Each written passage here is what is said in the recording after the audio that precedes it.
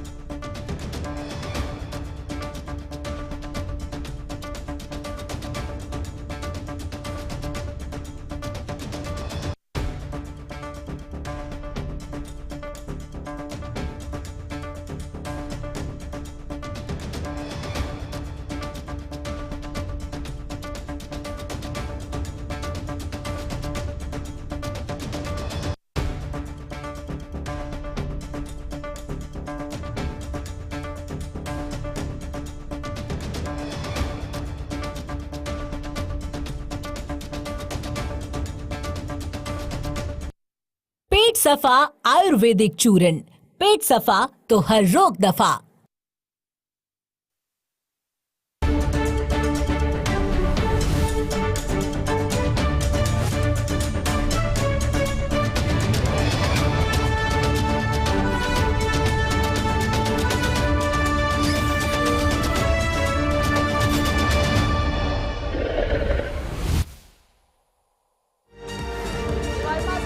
કેન્દ્રીય નાણામંત્રી નિર્મલા સીતારમણ દેશનું 2025નું બજેટ રજૂ કરશે। મોંઘવારી અને કરવેરામાં લોકોને રાહતની સંભાવના, ખેતી અને ખેડૂતોની સમૃદ્ધિ અંગે પણ જોગવાઈ હોઈ શકે છે। બજેટને લઈ લોકોને અનેક આશા અપેક્ષાઓ। બજેટના દિવસે મોંઘવારીમાં નજીવી રાહત, કોમર્શિયલ એલપીજી સિલિન્ડરના ભાવમાં ₹7નો ઘટાડો, 19 કિલોગ્રામના ગેસ સિલિન્ડરના ભાવ ઘટ્યા, રાંધણ ગેસના ભાવમાં હાલ કોઈ ફેરફાર નહીં। જૂનાગઢ મહાનગરપાલિકાની ચૂંટણીને લઈ ભાજપે ઉમેદવાર જાહેર કર્યા। કુલ 15 વોર્ડ માટે 60 ઉમેદવારોના નામની યાદી જાહેર। પૂર્વ ડેપ્યુટી મેયર ગિરીશ કોટેચાના પુત્રને ટિકિટ મળી, મોટાભાગે નવા ચહેરાઓને તક અપાઈ। આણંદ જિલ્લાની 3 પાલિકા માટે ભાજપે ઉમેદવાર જાહેર કર્યા। આંકડાવ પાલિકાના 6 વોર્ડ માટે 24 ઉમેદવારો જાહેર કર્યા। ઓડ પાલિકાના 6 વોર્ડના 24 ઉમેદવાર જાહેર। ઉમરેઠ પાલિકાના 1 વોર્ડની ખાલી પડેલી બેઠક માટે ઉમેદવાર જાહેર।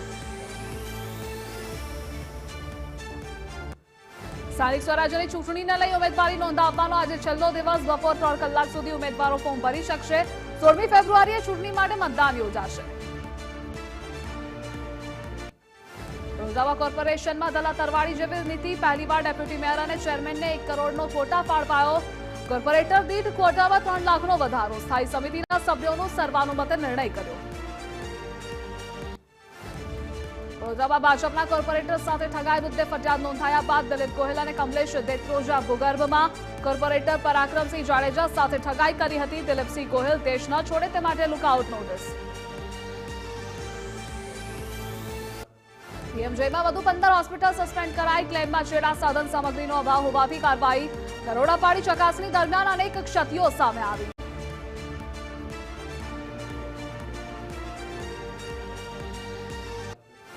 રાવરામપુરમાં ગૌશાળા લાભાર્થે લકી ડ્રો રખાયો હતો. કાર્યક્રમમાં પોલીસ ત્રાટકતા ડ્રો બંધ રખાયો. ઇનામની લાલચે પહોંચેલા એજન્ટો ખાલી હાથે પરત ફર્યા. લકી ડ્રોના નામે આયોજકો લોકો સાથે છેતરપિંડી કરી રહ્યા છે. અમેરિકામાં વધુ એક મોટી વિમાન દુર્ઘટના. ફિલાડેલ્ફિયામાં વિમાન ક્રેશ થતા 2ના મોત થયા. ટેક ઓફ કર્યાના માત્ર 30 સેકન્ડમાં ક્રેશ થયું. દુર્ઘટના અંગે રાષ્ટ્રપતિ ટ્રમ્પે દુઃખ વ્યક્ત કર્યું.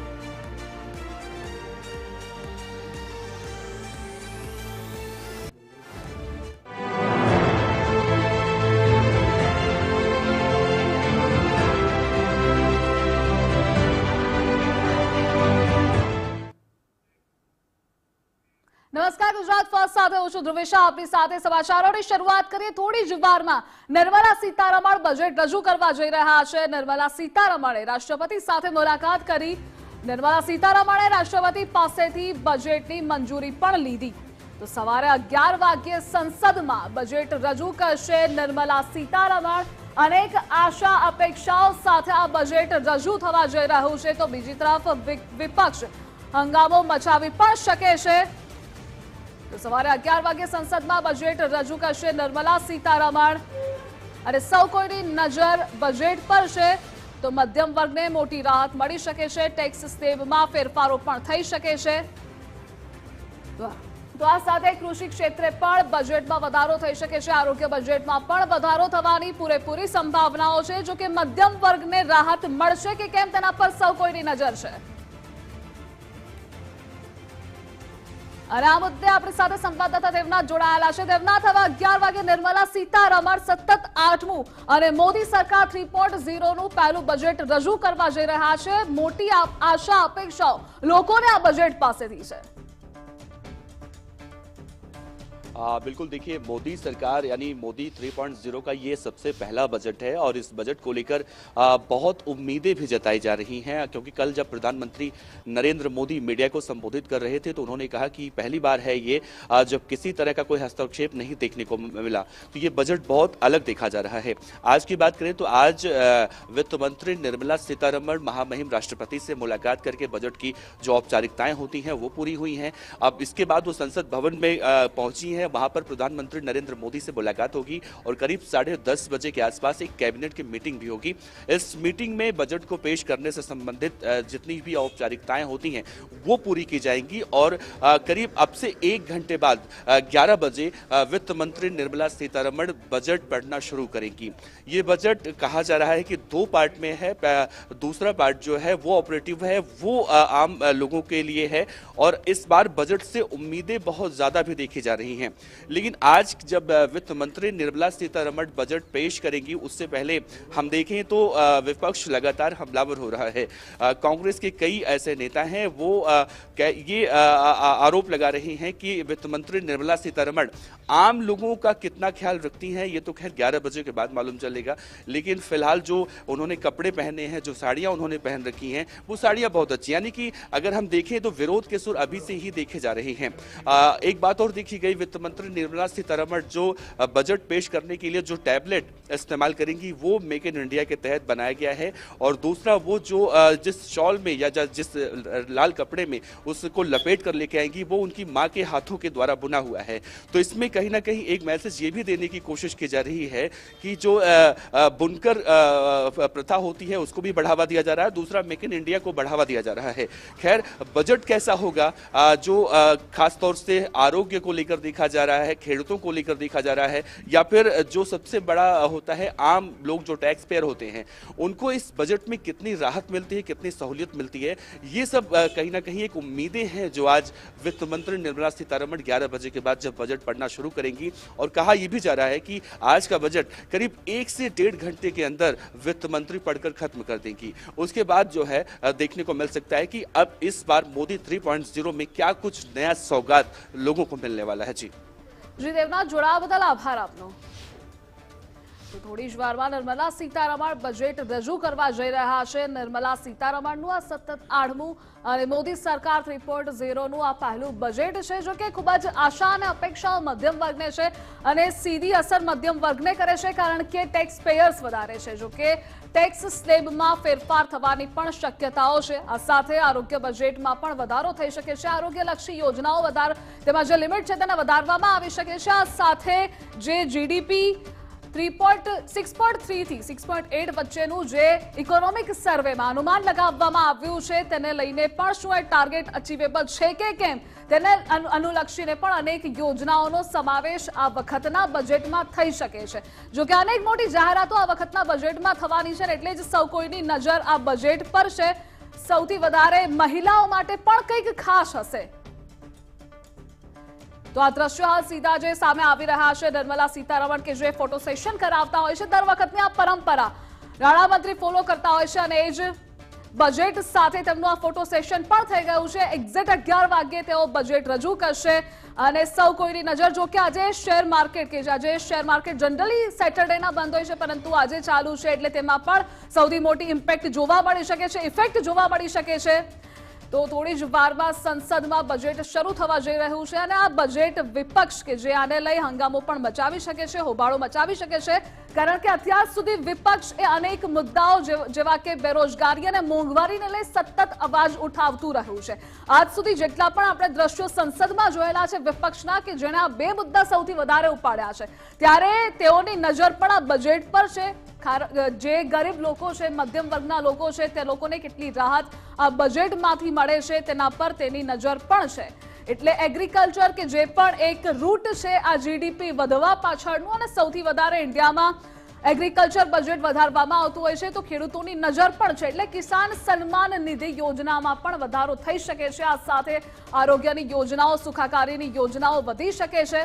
તો આ સાથે મોબાઈલ જેવી વસ્તુઓ કે જે સસ્તી થઈ શકે છે, પરંતુ અનેક વસ્તુ મોંઘી પણ થઈ શકે છે। સોના જેવી વસ્તુઓમાં ટેક્સ વધવાના કારણે એ વધી શકે છે, એટલે સોનું ખરીદવું કદાચ સપના સમાન મધ્યમ વર્ગના લોકો અને ગરીબ વર્ગના લોકો માટે બની શકે છે, પરંતુ આ બધી અઝમ્પશન્સ છે।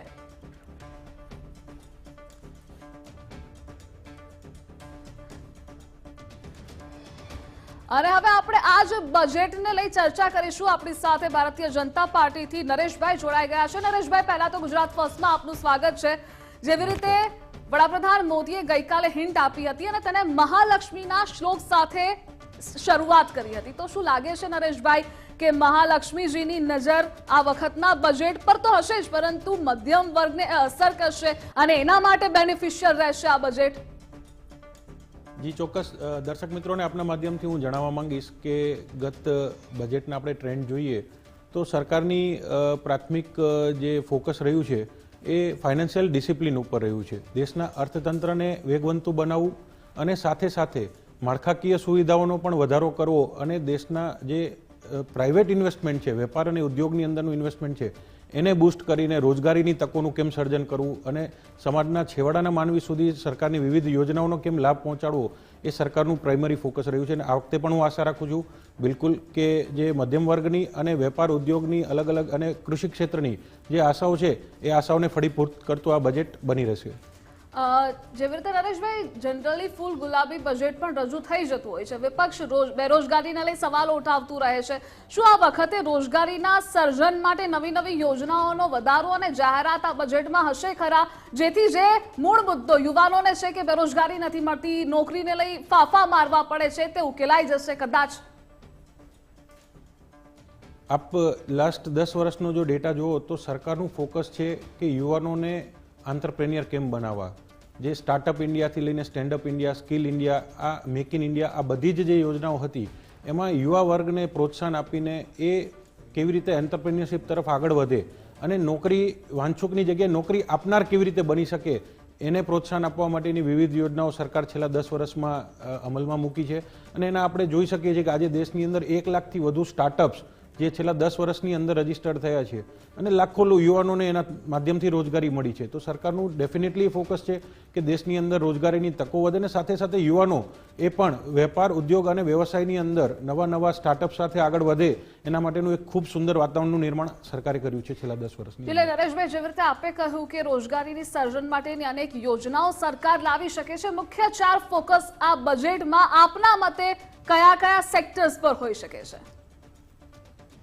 મુખ્ય 4 સેક્ટર આપણે ગણીએ તો સૌથી મોટું ક્ષેત્ર છે કૃષિ, જે સૌથી વધુ દેશની જનતાને સીધી રીતે અસર કરે છે.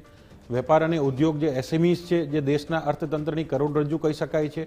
યુવાઓ અને મહિલાઓ, આ 4 ક્ષેત્ર જે મહિલાઓના વિકાસ માટે સતત આ સરકાર માનનીય નરેન્દ્ર મોદીજીનું એક વિઝન રહ્યું છે કે દેશના આર્થિક વિકાસની અંદર મહિલાની જ્યાં સુધી ભાગીદારી નહીં થાય ત્યાં સુધી વિકાસ એટલો આપણે ઝડપથી નહીં અચીવ કરી શકીએ. તો યુવાનો, મહિલાઓ, ઉદ્યોગ અને કૃષિ, આ 4 ક્ષેત્ર ઉપર મોટું ફોકસ રહેશે એવું મારું માનવું છે. નરેશભાઈ, જેવી રીતે આપે કહ્યું કે આ 4 સેક્ટરમાંનું એક સેક્ટર આપે કહ્યું છે ઉદ્યોગો. જેવી રીતે એગ્રીકલ્ચરમાં વધારો થઈ રહ્યો છે, જીડીપીનો અંદાજ ઇકોનોમિક સર્વેમાં આપણે પણ જોયો 6.3 to 6.8 સુધીનો અંદાજ છે અને એ જ જો ગ્રોથ એ અચીવ કરવા માટે, ટાર્ગેટ અચીવ કરવા માટે જેટલું એગ્રીકલ્ચર પર ફોકસ છે એટલું જ ઉદ્યોગો અને મેન્યુફેક્ચરિંગ પર કરવું પડે. ક્યાંક મેન્યુફેક્ચરિંગ હબ નથી બની રહ્યું, મેન્યુફેક્ચરિંગમાં આપણે પાછળ પડી રહ્યા છે. તેના માટે MSME માટે શું ફાયદાકારક યોજનાઓ આ બજેટમાં હોઈ શકે? આપને જો ખ્યાલ હોય તો ગત 3 બજેટની અંદર પ્રોડક્શન લિંક્ડ ઇન્સેન્ટિવ સ્કીમ કેન્દ્ર સરકારે 13 જે મહત્વના કોર સેક્ટર્સ કહેવાય, જેની ઉપર અત્યાર સુધી ભારત જેમાં આયાત ઉપર આધારિત રહેતું હતું એવા સેક્ટર્સને मेक इन इंडिया। जी नरेश भाई, राष्ट्रपति बनना उनको पच नहीं रहा है तो इसलिए इस तरह का बातें की हैं। मैं ये मानता हूँ कि राष्ट्रपति जी कमज़ोर नहीं है, मजबूत हैं, एक मिसाल है, हम सब गर्व करते हैं और कांग्रेस पार्टी को माफ़ी मांगना चाहिए कि इस देश का राष्ट्रपति के खिलाफ में इस तरह का बयान देना ये बहुत ही दुखद है और हम सब इसका खंडन करते हैं और कांग्रेस को माफ़ी मांगना चाहिए। जी तो नरेशभाई, જેવી રીતે આપ MSME પર ફોકસ પર આપણે વાત કરી રહ્યા હતા કે MSME ફોકસ આ વખતે બજેટમાં કેટલું વધી શકે છે? બિલકુલ, જે PLI સ્કીમ સરકારે લોન્ચ કરી હતી જેની અંદર લગભગ 2,20,000 કરોડનું બજેટ એલોકેટ કરવામાં આવ્યું હતું અને 13 કોર સેક્ટર્સ જે છે દેશની જે માળખાકીય સુવિધાઓથી લઈને ફાર્માથી લઈને ઇલેક્ટ્રોનિક ગુડ્સથી લઈને વિવિધ ક્ષેત્રો, સોલર છે, આ બધી ક્ષેત્રને બૂસ્ટ કરવા માટે, આ ક્ષેત્રની અંદર ઇન્વેસ્ટમેન્ટને બૂસ્ટ કરવા માટે સરકારે PLI સ્કીમનું લોન્ચ કરેલું અને એના આજે આપણે જોઈએ છીએ તો એના પરિણામો આજે દેશને આપણે મળી રહ્યા છે। જેની અંદર આપણે ખાલી એક ડિફેન્સનું ઉદાહરણ આપું તો અત્યાર સુધી આપણે ક્યારેય ડિફેન્સની અંદર મેન્યુફેક્ચરિંગ આપણા દેશની અંદર આપણે કલ્પના નહોતા કરી શકતા। આજે 1 લાખ કરોડથી વધારાનું ડિફેન્સના પ્રોડક્શનનું આપણા દેશની અંદર ટાર્ગેટ આપણે અચીવ કરી શક્યા છીએ। 850થી વધુ ડિફેન્સની પ્રોડક્ટ્સ દેશના યુવાનો સ્ટાર્ટઅપ્સના માધ્યમથી આજે દેશની અંદર મેન્યુફેક્ચર કરી રહ્યા છે અને એટલું જ નહીં પણ વિશ્વના 85 દેશોની અંદર આપણે ડિફેન્સ પ્રોડક્ટ્સ આપણે એક્સપોર્ટ કરી રહ્યા છીએ। સાથે સાથે મોબાઈલ મેન્યુફેક્ચરિંગની વાત કરીએ તો એક ટાઈમે દેશની અંદર માત્ર 2 જ મોબાઈલ મેન્યુફેક્ચરિંગ યુનિટ્સ હતા, આજે 200થી વધુ મોબાઈલ મેન્યુફેક્ચરિંગ યુનિટ્સ છે અને કરોડો રૂપિયાનું મોબાઈલ મેન્યુફેક્ચરિંગ કરીને ટર્નઓવર એનું એક્સપોર્ટ્સ આપણે આ દેશમાંથી કરી શકી રહ્યા છીએ। આ રીતે આપણે જોઈએ તો PLI સ્કીમમાં સરકાર આ વખતે ચોક્કસ જે એના ભૂતકાળના પરિણામો છે એને પ્રોત્સાહન આપી અને એની અંદર વધારાનું એલોકેશન કરીને દેશના SME અને મેન્યુફેક્ચરિંગ સેક્ટરને વધારે બૂસ્ટ આપે એવું મારું માનવું છે। જી નરેશભાઈ, આપ જોડાયેલા રહેજો, આપણી સાથે સંવાદદાતા દેવનાથ પણ જોડાયેલા છે। દેવનાથ, આપે પણ દિલ્હી વાસીઓ સાથે વાતચીત કરી હશે, એમની પણ આશા અપેક્ષાઓ આપે જાણી હશે, તેઓની આશા અપેક્ષાઓ શું છે આ બજેટ પાસેથી? बिल्कुल दुर्विसा, देखिए अगर बजट को लेकर उम्मीदों की अगर बात की जाए तो उम्मीद यही होती है सबसे पहले आम लोगों को टैक्स से जो राहत है उसको लेकर देखा जाता है कि टैक्स से राहत मिले। दूसरा देखा जाए तो किसानों को लेकर कहा जाता है कि किसान कहीं ना कहीं इस अन्नदाता कहा जाता है और बार बार किसानों को देखने को मिलता है बहुत ज़्यादा मशक्क़तें करनी पड़ती हैं। तो आम लोगों को टैक्स से राहत मिले, कारपोरेट वर्ल्ड भी इसके इंतजार में रहता है। लेकिन इस बार देखा जाएगा तो खासतौर से टैक्स स्लैब में जो बदलाव पिछले बजट में देखने को मिले थे, क्या इस बार कोई बदलाव देखने को मिलता है, क्या राहत देखने को मिलता है? ये सारी वो बातें हैं जो आम लोगों से सीधा जुड़ी हुई होती हैं। हालांकि जैसा मैंने जिक्र किया था इससे पहले कि ये बजट 2 चरणों में वित्त मंत्री निर्मला सीतारमण पेश करेंगी, पहला कारपोरेट के लिए और दूसरा आम लोगों के लिए, और 1 से 1.5 घंटे के अंदर ये बजट वो पढ़ देंगी। तो यानी कि मतलब साफ है कि देखा जाए तो मोदी 3.0 के इस पहले संपूर्ण बजट में कुछ जरूर बदलाव देखने को मिल सकते हैं, लेकिन समय सीमा जो निर्धारित अभी देखी जा रही है, उन समय सीमाओं को देखा जाए तो ये जरूर कहा जा सकता है, समझा जा सकता है कि कोई खास बदलाव इस बार देखने को नहीं मिलने वाला है। जी જી દેવનાથ, આપ જોડાયેલા રહેજો। નરેશભાઈ આપણી સાથે જોડાયેલા છે। નરેશભાઈ, જેવી રીતે દેવનાથે જણાવ્યું કે જે આમ લોકો છે, છેવાડાના લોકો છે, એ લોકોને ડિરેક્ટ અસર કરે છે ટેક્સ સિસ્ટમ। આ ટેક્સ સ્લેબમાં આ વખતે ફેરફારની સંભાવનાઓ કેટલી છે? ગત વર્ષના બજેટમાં પણ સરકારે ટેક્સ સ્લેબની અંદર ફેરફાર કર્યો હતો અને 7 લાખ સુધીની આવક છે એ ટેક્સ ફ્રી કરી હતી। અને હું માનું છું કે સરકારનું પ્રાઇમરી ફોકસ છે માન્ય નાણામંત્રીશ્રી અને માન્ય વડાપ્રધાનશ્રીનું કે દેશના નાગરિકોની આવક કેમ વધે, એ ખેડૂત હોય, એસએમઈ હોય, મહિલા હોય, તો એમની આવક કેવી રીતે વધે, એનાથી સ્પેન્ડિંગ કેવી રીતે વધે ને ઇકોનોમીની અંદર ડિમાન્ડ કેવી રીતે વધે અને એના થકી જીડીપી કેવી રીતે વધે, એ પ્રાઇમરી ફોકસ હોય છે। તો ટેક્સ કલેક્શન એ છે એ it is directly connected with the economic spending.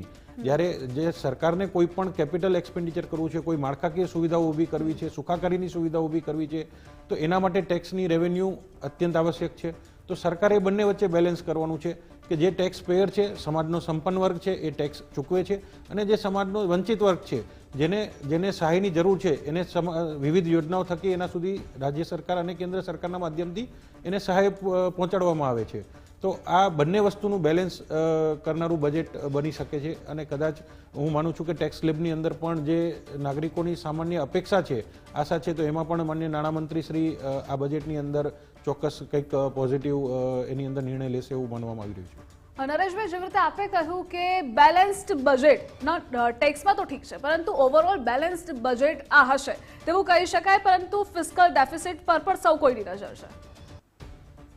Definitely સરકારે ફાઇનાન્શિયલ ડિસિપ્લિનની જે વાત કરીએ, આપણે આજે વૈશ્વિક સ્તરે જે વિશ્વની મોટા અર્થતંત્ર હતા એમનો પણ અભ્યાસ કરશું તો કોવિડ પછી જ્યાં ફાઇનાન્શિયલ ડિસિપ્લિન મેન્ટેન કરવામાં નથી આવી, ત્યાં આજે ફુગાવો કંટ્રોલની બહાર છે। ત્યાં આજે મોંઘવારીથી લઈને વિવિધ સમસ્યાઓ આજે ફ્રાન્સ હોય કે યુરોપના દેશો હોય કે ઓસ્ટ્રેલિયા બાજુના દેશો હોય કે આફ્રિકન કન્ટ્રીઝ હોય, આ બધા દેશોના અને યુએસ હોય, તો ત્યાં પહેલીવાર ઐતિહાસિક સ્તરે વ્યાજ દરો ગયા છે, કારણ કે ફાઇનાન્શિયલ ડિસિપ્લિન જાળવવામાં નથી આવી। અને સરકારનું પ્રાઇમરી ફોકસ છે કે કેમ પણ કરીને ફાઇનાન્શિયલ ડિસિપ્લિન જાળવવી। જો આપને યાદ હોય તો 2008 પછીના જે લેમેન બ્રધર્સનો જે એપિસોડ થયો અને જે ગ્લોબલ મેલ્ટડાઉન થયું, એની અંદર માન્ય મનમોહન સિંહજી, જે કહેવાય કે વિશ્વના બહુ મોટા અર્થશાસ્ત્રીમાં એમની ગણના થાય, એમને જ્યારે બજેટમાં રાહત આપીને જે વાત કરી કે જે પેકેજીસ આપ્યા, એના પછીના જે પરિણામો આપણે જોયા કે દેશની અંદર ફુગાવો વધ્યો અને જે અર્થતંત્રને સરવાળે છેલ્લે કેવી રીતે નુકસાન થયું, તો કહેવાનો મતલબ કે સરકારનું ફોકસ, સરકારે એ પણ અનુભવ જોયેલો છે કે પેકેજીસ આપીને અર્થતંત્રને ટેમ્પરરી બૂસ્ટ આપવું અને પછી લાંબા ગાળા માટે અર્થતંત્રને નુકસાન થાય એવું પગલું હું માનું છું ક્યારેય માન્ય નાણામંત્રી શ્રી અને માન્ય નરેન્દ્ર મોદીજી આ ક્યારેય પણ એવા શોર્ટકટ ઇકોનોમિક સ્ટેપ્સ ક્યારેય પણ નહીં લે એવું મારું માનવું છે। જ્યારે લોંગ ટર્મ સ્ટેપ્સ લેવાઈ શકે છે। દેવનાથ આપણી સાથે જોડાયેલા છે, દેવનાથ પાસે જઈશું। દેવનાથ, જેવી રીતે મોંઘવારીને લઈ વિપક્ષ હંમેશા મુદ્દો ઉઠાવતી રહે છે, આજ મોંઘવારી ડામવા માટે શું આ બજેટમાં વિશેષ જોગવાઈઓ હશે? રોજગારીની તકોની અનેક યોજનાઓનો સમાવેશ થઈ શકે છે? આપના અઝમ્પશન્સ, આપનું એનાલિસિસ શું કહે છે? बिल्कुल, देखिए अगर हम 2014 से देखें, जब प्रधानमंत्री नरेंद्र मोदी ने देश के प्रधानमंत्री की गद्दी संभाली थी या कुर्सी संभाली थी, तब से लेकर आज तक जब जब बजट पेश होता रहा है तब तब विपक्ष की तरफ से लगातार सवाल उठाते जा रहे हैं। 2019 में जब यही वित्त मंत्री निर्मला सीतारमण ने वित्त मंत्रालय संभाला और लगातार वो बजट पेश करती रही, हर बजट पेश करने के बाद देखने को मिला विपक्ष लगातार जमकर हमला करता रहा है। अब इस बजट के पेश होने से पहले ही विपक्ष कल से ही देखने को मिल रहा है हमलावर है। और आज मनीष तिवारी हैं कांग्रेस के नेता, उन्होंने कहा कि ये बजट सिर्फ और सिर्फ अकाउंट का एक्सरसाइज है और कुछ नहीं है। यानी देखिए तो मोदी सरकार के पूर्ण बजट को एक तरह से अकाउंट मैनेजमेंट का एक एक्सरसाइज बताया जा रहा है। तो अभी बजट पेश नहीं हुआ है, बजट 1 घंटे बाद पढ़ना वित्त मंत्री शुरू करेंगी, लेकिन उससे पहले ही विपक्ष इसे अकाउंट की एक्सरसाइज करने की बातें बता रहा है या अलग अलग तरह से विरोध प्रदर्शन किया जाना है। जैसे सुप्रिया श्रीनेत है, उन्होंने कहा कि निर्मला सीतारमण बजट कैसा पढ़ेंगी ये नहीं पता, लेकिन उन्होंने साड़ी बहुत अच्छी पहनी है।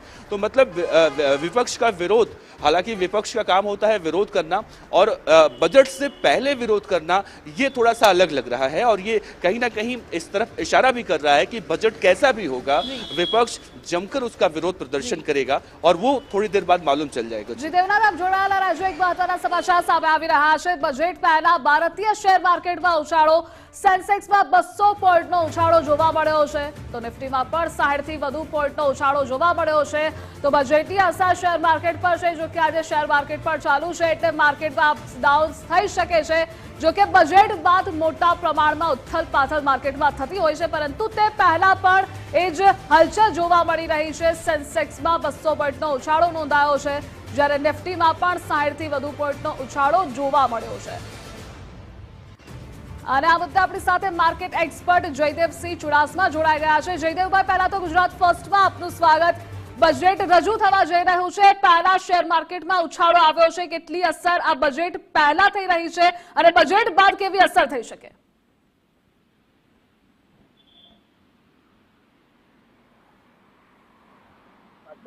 અને હવે લગભગ કલાક પછી બજેટની શરૂઆત થશે, તો તે પહેલા પણ ભારતીય શેર બજારમાં એક હળવી મજબૂતાઈ જોવા મળી રહી છે। ઓવરઓલ જોવા જઈએ તો ઘણા સમયથી ભારતીય શેર બજારોનું મોમેન્ટમ છે એ સેલ ઓન રાઇઝનું બની ચૂક્યું હતું। વિદેશી રોકાણકારો સતત ભારતીય શેર બજારમાં વેચવાલી કરી રહ્યા છે અને છેલ્લા 2 ક્વાર્ટરથી મોટાભાગની કંપનીઓના ત્રિમાસિક ગાળાના જે પરિણામ છે એ પ્રમાણમાં સાધારણ દર્શન આવી રહ્યા છે। તો આ વાતને લઈ અને સરકાર ઉપર પણ એક દબાણ છે અને આ વખતનું બજેટ છે તે ગ્રોથ નક્કી આવે તેવી એક અપેક્ષા સેવી રહી છે અને આ બજેટમાં કોઈ સારી એનાઉન્સમેન્ટ આવશે તો તેને માર્કેટ વધાવશે અને માર્કેટમાં હાલના લેવલથી જે સેલ ઓન રાઇઝનું મોમેન્ટમ છે તે બદલાઈ અને બાય ઓન ડિપ્સનું મોમેન્ટમ મળે તેવા પ્રબળ સંકેતો છે। જી જયદેવભાઈ, જોડાવા બદલ આભાર આપનો। તો બજેટ પહેલા ભારતીય શેર માર્કેટમાં પણ ઉછાળો આવ્યો છે, 200 પોઈન્ટનો ઉછાળો સેન્સેક્સમાં જોવા મળ્યો છે, જ્યારે 60 થી વધુ પોઈન્ટનો નિફ્ટીમાં ઉછાળો જોવા મળ્યો છે, એટલે તેની અસર પહેલા પણ જોવા મળી છે। 11 વાગ્યે એક્ઝેક્ટ निर्मला सीतारमण नाણામંત્રી બજેટ રજૂ કરશે।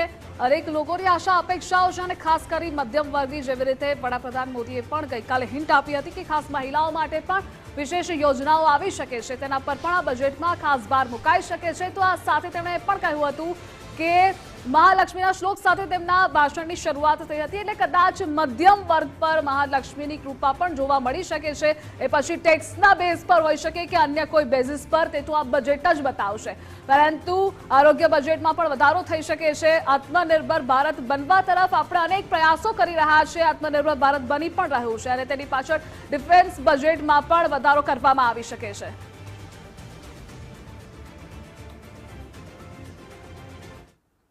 તો આજ બજેટની પડે અપડેટ્સ અમે આપના સુધી પહોંચાડતા રહીશું। આપ જોતા રહો ગુજરાત ફર્સ્ટ।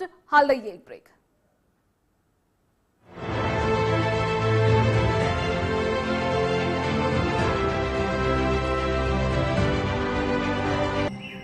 ઓમ સૂર્યાય નમઃ। સૂર્યદેવની આ નગરી, આર્ટ અને સાયન્સની સુંદરતા અને એનર્જીથી ભરેલી। હું છું તમારી હેલી, આજે લઈને આવી ઉજાસની હેલી। શિલ્પ અને સ્થાપત્યની ભૂમિ મોઢેરા હજારો વર્ષથી સૂર્યના પહેલા કિરણને વધાવી રહી છે। સોલંકી રાજવીએ બનાવેલું ભગવાન સૂર્યનું આ પ્રાચીન મંદિર આજે આર્કિટેક્ચરલ અને એસ્ટ્રોલોજીકલ માર્વેલ છે। સૂર્યકુંડની આ અજોડ સ્થાપત્ય શૈલી અને આ સભા મંડપ, સૂર્ય મંદિરના સાનિધ્યમાં આવો એટલે મન પોઝિટિવ એનર્જીથી ભરાઈ જાય.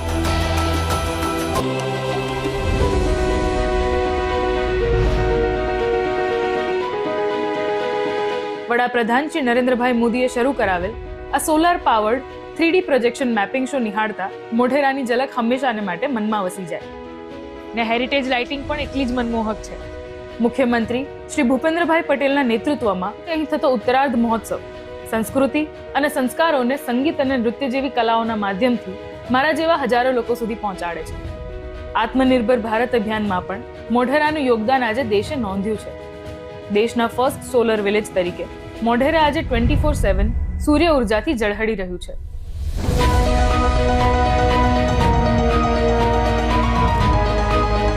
તો હું હેલી ફરી લઈને આવીશ વિકાસની હેલી.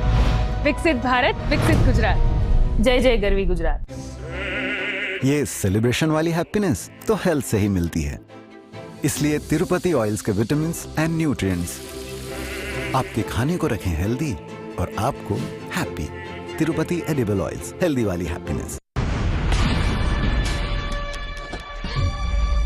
और खूब मजा उठाएं. गेम की रोमांचक दुनिया का मजा लें. मर्द गेम को भावनाओं के साथ खेलें. हेलो, यस किशन, कैसा है भाई? अरे कोई अच्छा ऑफिस हो तो सजेस्ट करना. हाँ, नजदीक है, अफोर्डेबल है. ओके. अरे नहीं ना यार, वो लोकेशन दूर है. नहीं, वो नहीं चलेगा. अल्ट्रा प्रीमियम है. ओके. अरे नहीं यार, बजट बहुत ज्यादा है, रिटर्न भी ज्यादा है. नहीं भाई, नहीं चलेगा, स्पेस बहुत कम है. क्या बात कर रहा है? एमिनिटीज भी अच्छी है. अरे नहीं भाई, वो एरिया नहीं चलेगा, पार्किंग की बहुत झंझट है वहां पे. ठीक है, थैंक यू. ये लो, चाय पियो और इतना टेंशन मत लो. क्या करूं, ये ऑफिस का कुछ सेट ही नहीं हो रहा है. ऑरा है ना? ऑरा?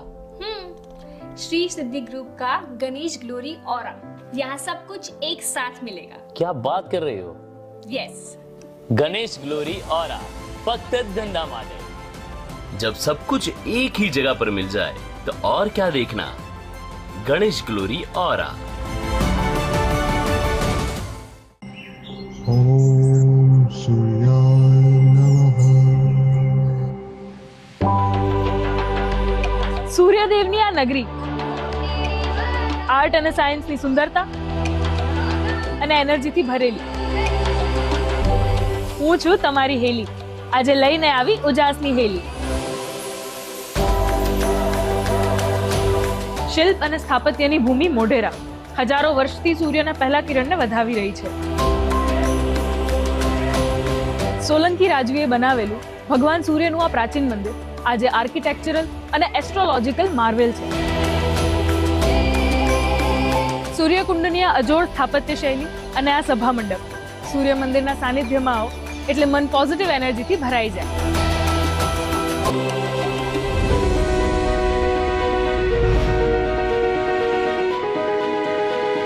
વડાપ્રધાન શ્રી નરેન્દ્રભાઈ મોદીએ શરૂ કરાવેલ આ solar powered 3D projection mapping show નિહાળતા મોઢેરાની ઝલક હંમેશાને માટે મનમાં વસી જાય. ને હેરિટેજ લાઇટિંગ પણ એટલી જ મનમોહક છે. મુખ્યમંત્રી શ્રી ભૂપેન્દ્રભાઈ પટેલના નેતૃત્વમાં અહીં થતો ઉત્તરાર્ધ મહોત્સવ સંસ્કૃતિ અને સંસ્કારોને સંગીત અને નૃત્ય જેવી કલાઓના માધ્યમથી મારા જેવા હજારો લોકો સુધી પહોંચાડે છે. આત્મનિર્ભર ભારત અભિયાનમાં પણ મોઢેરાનું યોગદાન આજે દેશે નોંધ્યું છે. દેશના ફર્સ્ટ સોલર વિલેજ તરીકે મોઢેરા આજે 24/7 સૂર્ય ઉર્જાથી ઝળહળી રહ્યું છે.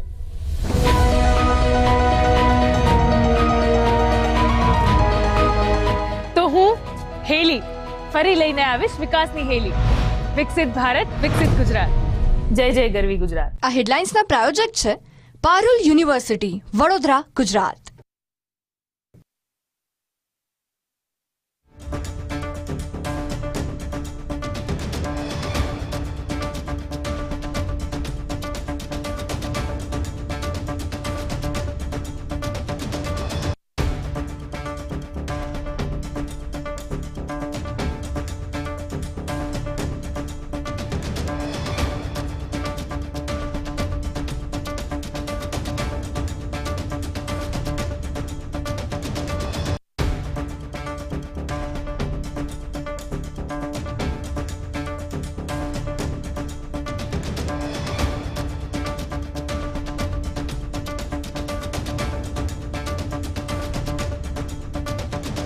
આ કાર્યક્રમના પ્રાયોજક છે antifraud.ai।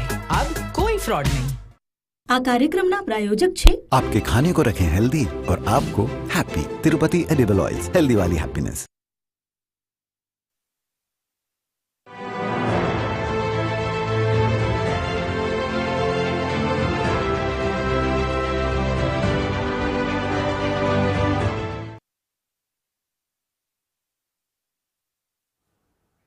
Welcome back. તો 11 વાગે નિર્મલા સીતારમણ બજેટ રજૂ કરવા જઈ રહ્યા છે। આશા અપેક્ષાઓ અનેક છે। ખરેખર એ આશા અપેક્ષાઓ લોકોની ઉતરશે કે નહીં એ બજેટ બાદ ખબર પડશે, પરંતુ તેને જ લઈ આપણે ડિસ્કસ કરી રહ્યા છીએ। આપણી સાથે ભારતીય જનતા પાર્ટી તરફથી નરેશભાઈ કલ્લા જોડાયેલા છે। નરેશભાઈ, આપણે વાત કરી રહ્યા હતા બજેટને લઈ, હવે મધ્યમ વર્ગ પર આવવું છે। જનરલી મધ્યમ વર્ગમાં થાય છે કેવું કે જનરલી એ લોકોની ઇન્કમ વધતી નથી, એક્સપેન્ડિચર વધી જાય છે, સ્ટાન્ડર્ડ ઓફ લિવિંગ રેઝ થઈ રહ્યું છે અને આ બંને વચ્ચે બેલેન્સ નથી થતું અને અલ્ટિમેટલી એને પ્રોબ્લેમ થઈ રહ્યો છે। લાઈક એ લોકોનું અપ નથી થતું સ્ટાન્ડર્ડ।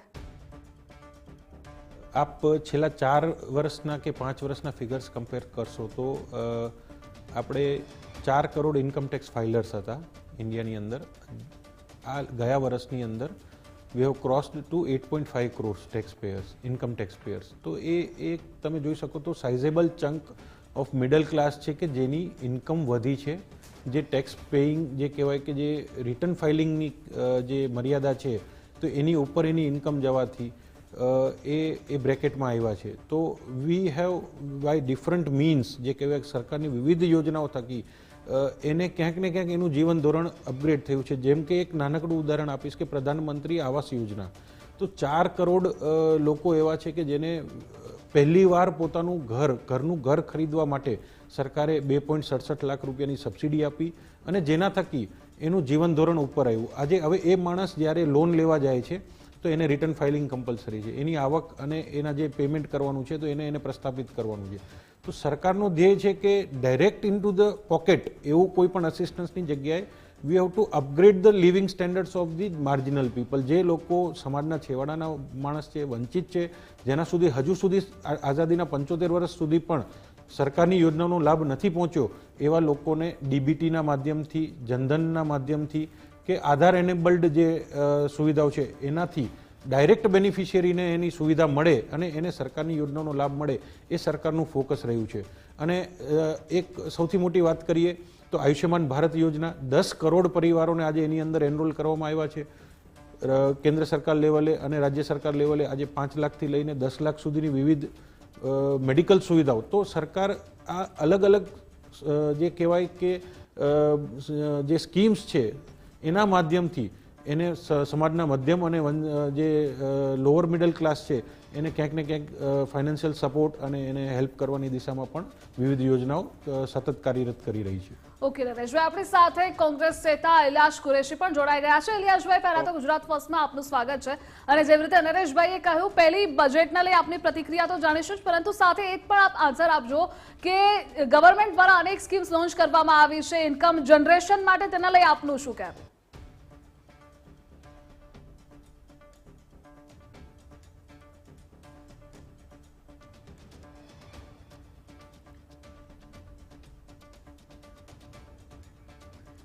જી ઇલિયાસભાઈ, પહેલા તો વિપક્ષ આ બજેટને કઈ રીતે જુએ છે, શું અપેક્ષાઓ તેમને આ બજેટથી છે, ખરેખર મિડલ ક્લાસ માટે આ બજેટમાંથી રાહત હશે કે નહીં? આ સાથે જેવી રીતે નરેશભાઈએ કહ્યું કે અલગ અલગ સ્કીમ્સ અને યોજનાઓ લોન્ચ કરવામાં આવતી હોય છે સરકાર દ્વારા, જેનાથી લોકોનું standard of living A high થાય, ખરેખર તમને લાગે છે આ થઈ રહ્યું છે અને બજેટ પછી જાહેરાતો પછી પણ એ થશે? આ માત્ર જુમલા બજેટ છે। છેલ્લા 11 વર્ષમાં આપ જોઈ રહ્યા છો કે જે વાયદાઓ એ લોકો કર્યા છે એ પૂર્ણ કરવામાં આવ્યા નથી। પેટ્રોલ ડીઝલના ભાવ જે છે એ આજે 100 રૂપિયા પેટ્રોલ અને ડીઝલનો ભાવ છે, જ્યારે એક સમયમાં માત્ર 55 રૂપિયા લીટર પ્રતિ હતું અને એ તે સમયમાં इंटरनेशनल लेवल में जो भाव था पेट्रोल डीजल क्रूड ऑयल प्रति बैरल ये $124 प्रति बैरल था, एनी जगह आज घटीने $80 પ્રતિ બેરલ થઈ ગયું છે. તેમ છતાં લોકોને સસ્તા ભાવ મળતા. જે એ લોકોએ વાત કરી હતી બ્લેક મની થી લાવવાની અને દરેક માણસ 15 લાખ રૂપિયા કરવાની વાત સાબિત થયો. મોંઘવારી ઓછી કરવા માટે, બેરોજગારી કરવા માટે દર વર્ષે 2 કરોડ આપવાની વાત હતી. આજે વાત એવી છે એક માત્ર પીઓની લાયકાત હોય છે, ત્યાં એન્જિનિયર. જી નરેશભાઈ, આપની પાસેથી જ આની પ્રતિક્રિયા લઈશું કે જેવી રીતે ઇલિયાસભાઈ કહ્યું કે માત્ર વાયદાઓ કરવામાં આવે છે, જાહેરાતો કરવામાં આવે છે. જી નરેશભાઈ, સ્વાભાવિક છે, એમની જવાબદારી સરકારનો વિરોધ કરવાની છે, તો એમની પાસે વાસ્તવિકતાની આપણે અપેક્ષા ના રાખી શકીએ. પણ જે ગત 10 વર્ષની અંદર જે દરેક ક્ષેત્રની અંદર જે કામ થયું છે, વિદેશ નીતિ હોય કે ડિફેન્સ હોય કે માળખાકીય સુવિધાઓ હોય, ટેક્સ રિફોર્મ્સ હોય કે ટેકનોલોજીકલ રિફોર્મ્સ હોય, જનધનથી લઈને મોબાઈલ આજે 5G કનેક્ટિવિટીથી લઈને આ જેટલા જ, અને રોડ, પોર્ટ્સ, ઇન્ફ્રાસ્ટ્રક્ચર, હાઈવેનું ઇન્ફ્રાસ્ટ્રક્ચર એ વિઝિબલ છે પબ્લિકની સામે. એમાં મારે પાર્ટીના પદાધિકારી તરીકે કંઈ કહેવાની જરૂર નથી કે વિરોધ પક્ષ પણ કંઈ બોલે તો એ નકારી શકે એમ નથી, કારણ કે આ બધી જ વસ્તુઓ આંખ સામે જોઈ શકાય એવા કામો સરકારના થયા છે. કોઈ પણ યોજના હોય એને આજે નરેન્દ્ર મોદીજી પોતે એનું ખાતમુહૂર્ત કરે છે અને એનું જ ઉદ્ઘાટન કરે છે. તો સરકારની આ જે કહેવાય કે તીવ્રતા, કામ કરવાની ગતિ, આજે ઘણા પ્રોજેક્ટ્સ આપણે જોયા છે ગુજરાતની અંદર કે કોંગ્રેસના શાસનમાં એક પેઢી એનું ખાતમુહૂર્ત કરે ને 3 પેઢી સુધી એનું લોકાર્પણ ના થાય. તો આજે એ પણ કાર્ડ આપણે જોયો છે, અને આજે આપણે એ પણ જોયું છે કે રેકોર્ડ સમયની અંદર દેશની માળખાકીય સુવિધાઓની અંદર આપણે ખૂબ સારો વધારો કરી શક્યા છીએ, જેનાથી આજે મેક ઇન ઇન્ડિયા, આજે આપણે કહું તો વિશ્વના દેશો, આજે વિશ્વની મોટી મોટી કંપનીઓ ભારતની અંદર ઉત્પાદન કરવા માટે તત્પર છે, ભારતની અંદર નિવેશ કરવા માટે તત્પર છે, અને ભારતની અંદર જ પ્રોડક્શન થાય, ભારતના લોકોને રોજગારી મળે, એ નીતિને સરકાર આજે જ્યારે પ્રોત્સાહન આપી રહી છે મેક ઇન ઇન્ડિયાના માધ્યમથી, ત્યારે હું માનું છું કે વિરોધ પક્ષના મિત્રોનું વિરોધ કરવું એ એમની એક જવાબદારી છે અને મજબૂરી છે, બાકી વાસ્તવિકતા નથી એમાં. નરેશભાઈ, આપ કહો છો કે એમની એ લોકો વિરોધ કરે છે, એ લોકો કરી રહ્યા છે, વાસ્તવિકતા કંઈક અલગ છે. પરંતુ આપણે ગ્રાઉન્ડ લેવલ પર એ પણ જોઈ રહ્યા છીએ કે ઘણી ખરી યોજનાઓ, જે સારી સારી યોજનાઓ છે, છેલ્લેના લોકો સુધી પહોંચતી જ નથી, જેના કારણે તેનો લાભ નથી પહોંચતો, જેના કારણે લોકો વિરોધ જ કરે ને, અને વિપક્ષ એ જ મુદ્દો ઉઠાવે છે. और जो निजी निवेश के लिए प्रोत्साहन की जरूरत है, मैं तो उम्मीद नहीं करता हूं इस बजट में ऐसे बड़े धमाके कुछ ऐसे अनाउंसमेंट आएंगे. पर देखिए मध्य वर्गों के लिए क्या राहत मिलेगा, सामाजिक सुरक्षा, सामाजिक कल्याण कार्यक्रम के लिए क्या एलोकेशन होगा, पर खास तौर से मध्य वर्गों के लिए टैक्स रिलीफ मिलेगा कि नहीं, निजी निवेशकों को प्रोत्साहन मिलेगा कि नहीं, और ये कर आतंकवाद जो है पिछले 10 साल से जो चल रहा है, क्या उससे हमें छुटकारा मिलेगा, निवेशकों को छुटकारा मिलेगा. और सबसे बड़ी बात हमने पहले से ही मांग की है, जीएसटी में मूलभूत सुधार की जरूरत है. मोदी 3.0 दुनिया भर में चर्चा हो रही है, पर जीएसटी 2.0 कब आएगा? તો નરેશભાઈ, આપણે આના પર ચર્ચા કરીશું. જે પ્રતિક્રિયા સામે આવી, તેમણે કહ્યું વિપક્ષ વિરોધ કરે છે અને કહે છે કે જીએસટી 2.0 ક્યારે આવશે. સૌથી પહેલા હું આપના માધ્યમથી દર્શક મિત્રોને એ કહેવા માંગીશ કે જીએસટીનું જે મિકેનિઝમ છે એ આપણે સમજવું બહુ જરૂરી છે. જીએસટી કાઉન્સિલ છે જે જીએસટીને લગતા બધા જ નિર્ણયો લેતી હોય છે અને સર્વાનુમતે રહેતી હોય છે. એના માટે એક માન્ય વડાપ્રધાન શ્રી નરેન્દ્ર મોદીજી એક વર્ડ પણ કોઈન કરેલો કે કોઓપરેટિવ ફેડરલિઝમ, રાજ્યોને સાથે વિશ્વાસમાં લઈને કેન્દ્ર સરકાર સાથે કામ કરે, એ રીતનું એક માળખું જે જીએસટીની અંદરમાં તૈયાર કરવામાં આવ્યું. તો આજે જીએસટીની અંદર જે કંઈ પણ નિર્ણય લેવામાં આવે છે એ કોઈ કેન્દ્ર સરકારના નાણામંત્રી એકલા નિર્ણય નથી લેતા કે ભારતીય જનતા પાર્ટીની સરકાર નિર્ણય નથી.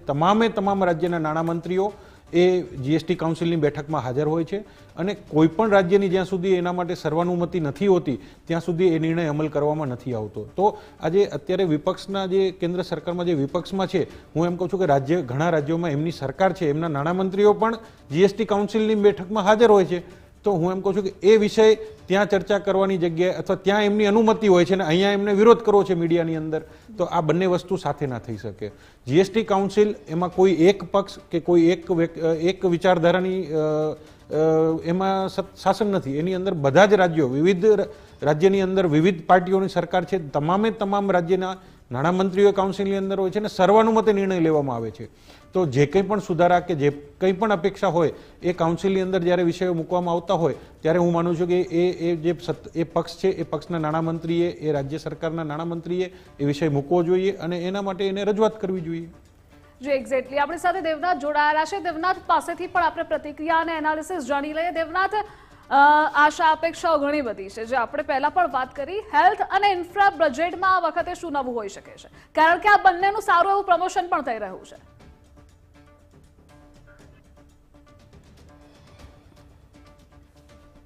जो केंद्रीय कैबिनेट की बैठक संसद भवन परिसर में चल रही थी उसमें बजट को मंजूरी मिल चुकी है और अब से कुछ देर बाद बजट पढ़ना वित्त मंत्री निर्मला सीतारमण शुरू कर देंगी.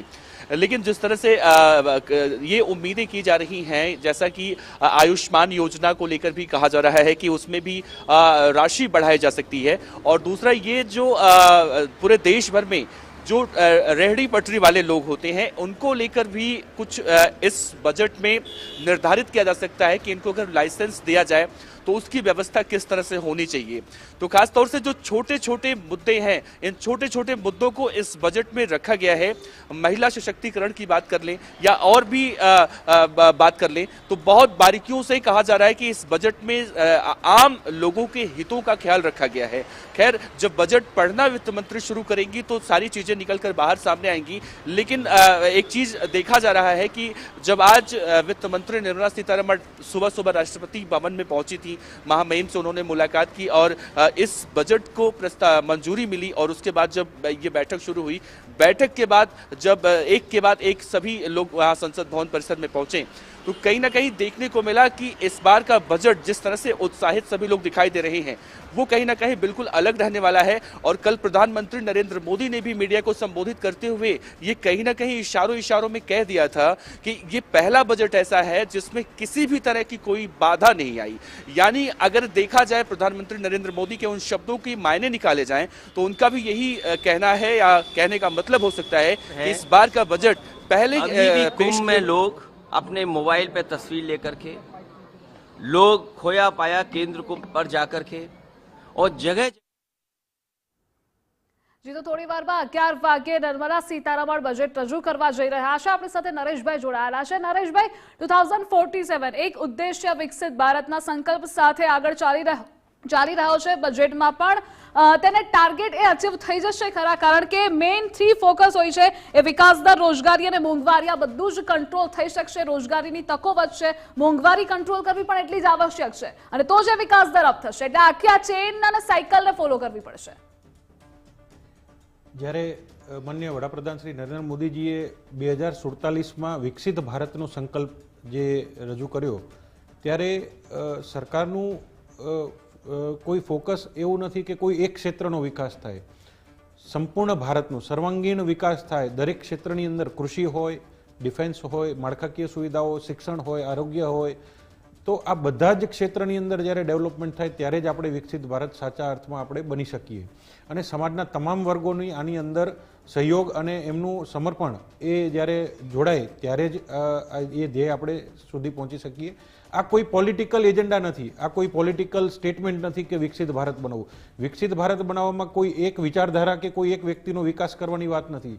દેશના સંપૂર્ણ 145 કરોડની જે જનતા છે એ બધાના હિતોની આની અંદર વાત કરવામાં આવી છે. સબકા સાથ, સબકા વિકાસ, સબકા પ્રયાસ ને સબકા વિશ્વાસ, આ જે વાત કરવામાં આવી છે એમાં હું માનું છું કે આ કોઈ વ્યક્તિગત કે પોલિટિકલ એજન્ડા નથી, માત્ર રાષ્ટ્રને સમર્પિત ભાવથી આ વાત છે અને આ ધ્યેય નક્કી કરવામાં આવ્યો છે. અને જ્યારે સૌ ભારતીયો એક સાથે મારો દેશ છે એ રીતે આપણે જ્યારે વાત કરશું ત્યારે હું માનું છું કે આપણે ચોક્કસ 2047ની પહેલા વિકસિત ભારતનું આ ધ્યેય આપણે અચીવ કરી શકશું. વિકસિત ભારતનો ધ્યેય અચીવ કરવા માટે હવે એઆઈ પણ એટલું જ આગળ આવી રહ્યું છે, એને પ્રમોટ કરવું પણ એટલું જ જરૂરી છે. આપણે એઆઈ ક્ષેત્ર પર જઈએ. નરેશભાઈ, એઆઈ, બ્લોકચેન આ બધામાં પણ અત્યારે અનેક દેશો છે તે આગળ આવી રહ્યા છે, અનેક ટૂલ્સ લોન્ચ કરી રહ્યા છે. ભારત એઆઈ અને આ બધા ક્ષેત્રે કેટલું આગળ ધપાવશે આ બજેટમાં, તેને લઈ કોઈ વિશેષ જાહેરાતો હોવાની સંભાવનાઓ ખરી? કારણ કે આ પણ ડિરેક્ટ જીડીપી સાથે કનેક્ટેડ છે, ઇકોનોમી બૂસ્ટ કરવા માટે પણ જરૂરી છે. ડેફિનેટલી હું આપની વાત સાથે સહમત થઈશ કે ફ્યુચર ઇઝ એઆઈ, અને એઆઈ એનેબલ્ડ જેટલા ટેકનોલોજીકલ એડવાન્સમેન્ટ જે અત્યારે વિશ્વની અંદર આપણે જોઈ રહ્યા છીએ કે રોજ સવાર પડે ને કોઈ નવું ડેવલપમેન્ટ સામે આવી રહ્યું છે, અને એ વિશ્વના જે આર્થિક મહાસત્તાઓ છે એમને પણ આ વિષયની અંદર ખૂબ ચિંતા કરતા મૂકી દીધા છે. ત્યારે ભારત કહેવાય કે ટેકનોલોજીની બાબતમાં આજે we are the net exporter of human brain, જે કહેવાય કે હ્યુમન રિસોર્સ. આજે વિશ્વની કોઈ પણ મોટી આઈટી કંપની લો કે કોઈ પણ મોટી એમએનસીઝ હોય તો એના સીઈઓ ભારતીય છે. તો બ્રેઇન આપણી પાસે છે જ, અને એને પ્લેટફોર્મ આપીને આપણે એઆઈથી લઈને જે વિશ્વના નવા ડેવલપમેન્ટ્સ છે એમાં ભારત કેવી રીતે વિશ્વને લીડ આપી શકે, કેમ અગ્રેસર બની શકે, એના માટે હું ચોક્કસ માનું છું કે સરકાર આ બજેટની અંદર ડેફિનેટલી એનું કંઈક ને કંઈક પ્રોવિઝન અને જોગવાઈ કરશે એવું મારું સ્પષ્ટ માનવું છે. જે રીતે નરેશભાઈ આપે એવું કહ્યું, એક સેન્ટેન્સ આપ્યું હતું કે બ્રેન આપણી પાસે છે, બ્રેન આપણી પાસે છે, સૌથી વધારે યુવાધન પણ ભારત પાસે છે, એટલે આપણે ધારે તે કરી શકીએ છીએ. પરંતુ પ્રોબ્લેમ આવી રહ્યો છે, એક તરફ મંદી પણ છે ને બીજી તરફ રોજગારી પણ નથી મળતી. મંદીનું વિષય હું માનું છું કે ઇટ ઇઝ સબ્જેક્ટિવ, કારણ કે ભારત જેવડું અર્થતંત્ર છે એવા જે વિકસિત દેશો છે એની જો આપણે સરખામણી કરીએ તો આજે પણ સૌથી ગતિથી વિકસતું અર્થતંત્ર આપણું છે. જ્યાં વિશ્વના દેશો 1%, 2%, 1.5% જેવું જીડીપી ગ્રોથ મેન્ટેન અચીવ કરવામાં પણ આજે ખૂબ સ્ટ્રગલ કરી રહ્યા છે, ત્યારે આપણે 6-6.5% જીડીપી ગ્રોથ અચીવ કરી રહ્યા છીએ. અને આવડું મોટું અર્થતંત્ર, નાના દેશો જ્યારે આજે મોંઘવારીથી લઈને અનેક વિષયો ઉપર જ્યારે સંઘર્ષ કરી રહ્યા છે, ત્યારે હું માનું છું કે કોવિડ પછી એક બેટર ફાઇનાન્શિયલ મેનેજમેન્ટના થકી આપણે મહદઅંશે ખૂબ જ મોટા ભાગે આજે મોંઘવારીથી લઈને રોજગારીના ને તમામ વિષયોને આપણે સારી રીતે કંટ્રોલ કરી શક્યા છીએ, મેનેજ કરી શક્યા છીએ. જી, આપણી સાથે દેવનાથ જોડાયેલા છે. દેવનાથ, આપણે એ પૂછવું છે કે ગઈકાલે વડાપ્રધાને એ પણ કહ્યું હતું કે આ બજેટ નવો વિશ્વાસ અને નવી ઉર્જા આપશે, ખરેખર આપશે? जैसा मैं जिक्र कर रहा था, प्रधानमंत्री नरेंद्र मोदी ने कल जब मीडिया को संबोधित करते हुए कहा था कि ये ऐसा बजट है जिसमें किसी भी तरह की कोई बाधा, पहली बार ऐसा है कोई बाधा नहीं आई, और इस बयान को प्रधानमंत्री के कई तरह से देखे जा रहे हैं.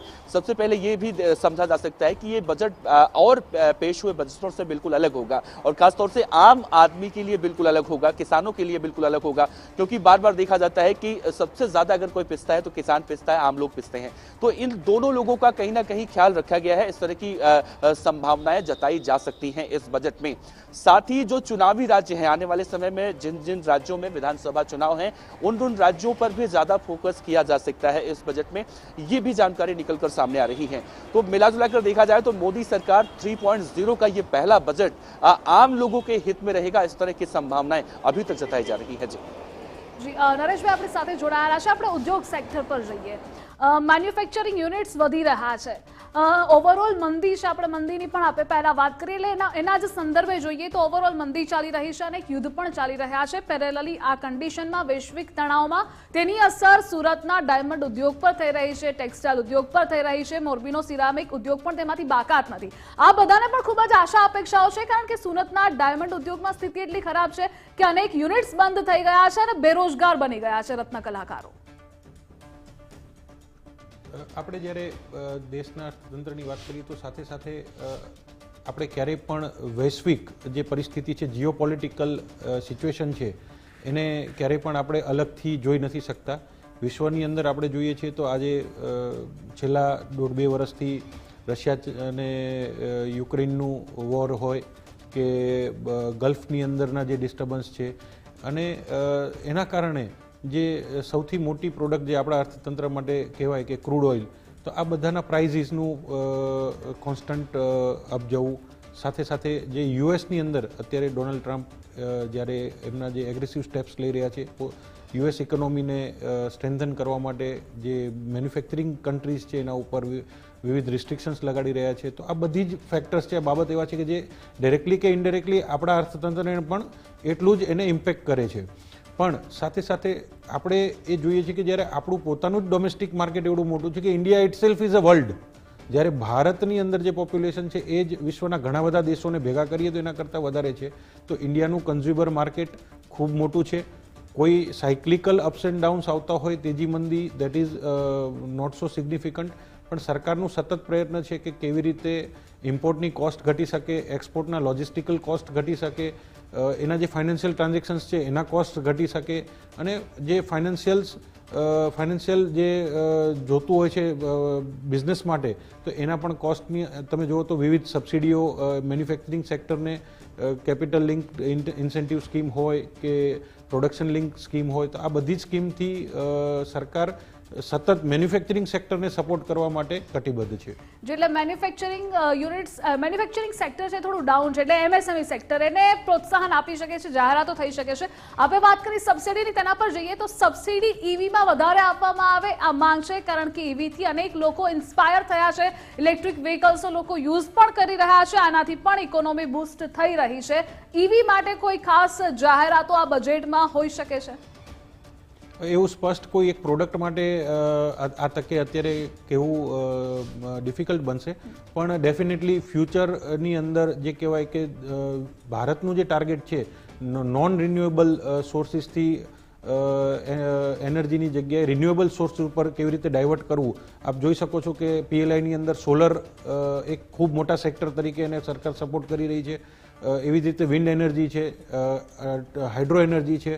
તો સરકારનું પ્રાઇમરી ફોકસ છે જ તે કે કેવી રીતે આપણે આવનારી પેઢીને એક સારું પર્યાવરણ આપી શકીએ, એક સારી પૃથ્વીને આપણે એમને ભેટ આપી શકીએ. તો આ સરકારનું સતત ફોકસ રહ્યું છે, અને જેના કારણે આપણે કહી શકાય કે ઈવી અને જે બેટરી આધારિત જે વાહનો છે એને ડેફિનેટલી પ્રમોટ કરવાની દિશામાં સરકાર સતત આની અંદર પણ કંઈક નવું જોગવાઈ લાવે એવું માની શકાય છે. એટલે એમાં તો પ્રમોશન થશે, પરંતુ નરેશભાઈ બીજી તરફ સરકારનું ફોકસ એગ્રીકલ્ચર કે જે રૂટ્સ છે જીડીપી વધારવા માટેનો, અને એમાં ખેડૂતો હર હંમેશ નારાજ હોય છે. ઘણા ખેડૂતો આપણે જોયું છે, અનેક આંદોલનો થયા છે, હજુ પણ તેઓ આંદોલન કરી રહ્યા છે. અનેક જે સ્થાનિક લેવલે જે ખેડૂતો છે તે લોકોનો પ્રશ્ન છે કે અમને પોષણક્ષમ ભાવો નથી મળતા, ખાતરની અછત છે, આવા ઘણા બધા પ્રશ્નો સાથે તેઓ ઝઝૂમી રહ્યા છે. કિસાન સન્માન નિધિ એટલે કે સરકાર દર વખતે અમુક રકમ એ ખેડૂતોના ખાતામાં જમા કરે છે, આમાં વધારો થવાની કેટલી શક્યતા, અને સાથે ખેડૂતો પર કેટલું સરકારનું આ વખતે ફોકસ હશે તે પણ જણાવશો. સરકારનું ફોકસ ગત 11 વર્ષથી ડેફિનેટલી પ્રાઇમરીલી એગ્રીકલ્ચર સેક્ટર ઉપર જ વધારે રહ્યું છે, જેમાં સિંચાઈની યોજનાઓ હોય, વોટર કન્ઝર્વેશન હોય કે ફાર્મની અંદર ટેકનોલોજીકલ એડવાન્સમેન્ટ હોય, આ બધા જ વિષયો ઉપર સરકારનું સતત ફોકસ રહ્યું છે. સાથે સાથે MSPની જ્યારે આપણે વાત કરીએ છીએ તો લગભગ દરેક અનાજ, દરેક ઉત્પાદન છે એનું એક સાયન્ટિફિક ધોરણે એનું કોસ્ટ નક્કી કરવામાં આવે છે, અને પ્લસ એના મિનિમમ 50% માર્કઅપ કે માર્જિન જે કહેવાય એ એડ કરીને MSP નક્કી કરવામાં આવે છે. એ MSP રેટથી સરકાર એ ફૂડ ગ્રેન કે એ કૃષિ ઉત્પાદ છે એનું ખરીદી કરે છે, ફાર્મર્સને રીતે સપોર્ટ કરે છે. માર્કેટમાં જો સરપ્લસ પ્રોડક્શન હોય તો સરકાર એની ખરીદી કરે છે, અને તેમ છતાં પણ હોય તો એને એક્સપોર્ટ માટે પણ આપણે પરમિશન આપીએ છીએ. આપણે એક જ ઉદાહરણ આપીશ કે સુગર સેક્ટર છે, દેશની અંદર લગભગ 200થી વધુ જિલ્લા છે કે જ્યાં માત્ર શેરડીનું ઉત્પાદન થાય છે, શેરડીની જ ખેતી થાય છે, અને એ આખી એનું ત્યાંનું અર્થતંત્ર છે એ કૃષિ જે છે એ શેરડી ઉપર આધારિત છે. તો સરકારે છેલ્લા 5 વર્ષની અંદર જ્યારે પણ સરપ્લસ પ્રોડક્શન છે તો એ કેન પ્રોડક્શનમાંથી ઇથેનોલ કેમ મેન્યુફેક્ચર કરવું, ઇથેનોલના પ્રાઇસ વધારીને ફાર્મરને વધુને વધુ શેરડી છે જે સરપ્લસ પ્રોડક્શન છે એનું ઇથેનોલમાં અને પેટ્રોલની અંદર એની અંદર કેવી રીતે મિશ્રણ કરવું જેથી આપણું જે ક્રૂડ ઓઇલની ઇમ્પોર્ટ છે એ પણ ઘટાડી શકાય અને આપણા ફાર્મર્સને પોષણક્ષમ ભાવ મળે અને એનું જે વધારાનું ઉત્પાદન છે એનો પણ વ્યાજબી રેટથી એનું વળતર મળે. આ ચિંતા સરકાર દ્વારા કરવામાં આવી છે. વિવિધ ઉત્પાદનો જે આજે સરપ્લસ હોય છે ત્યારે ઇથેનોલમાં આપણે એને મિશ્રણ કરવાની પરમિશન આપીએ છીએ, અને જ્યારે શોર્ટેજ હોય છે ત્યારે ડેફિનેટલી સરકાર ઇમ્પોર્ટ માટે પણ ખૂબ લિબરલ પોલિસી કરીને પ્રાઇસીસ પણ કાબૂમાં રાખવાની જ વાત છે, અને સાથે સાથે ખેડૂતને પણ પોષકક્ષમ ભાવ મળે, એ બંને વસ્તુને બેલેન્સ કરવાનો પ્રયત્ન સરકાર સતત કરી રહી છે. જી, એટલે છેલ્લા 11 વર્ષથી સરકારનું ફોકસ એગ્રીકલ્ચર પર છે, ફાર્મર્સ પર છે. હવે બજેટ બાદ ખબર પડશે કે ખેડૂતો રાજી થાય છે કે પછી એમની નારાજગી સામે આવે છે. અને આ જ બજેટની અપડેટ્સ અમે આપના સુધી પહોંચાડતા રહીશું. ચર્ચા પણ યથાવત રહેશે, પરંતુ હાલ લઈએ એક બ્રેક.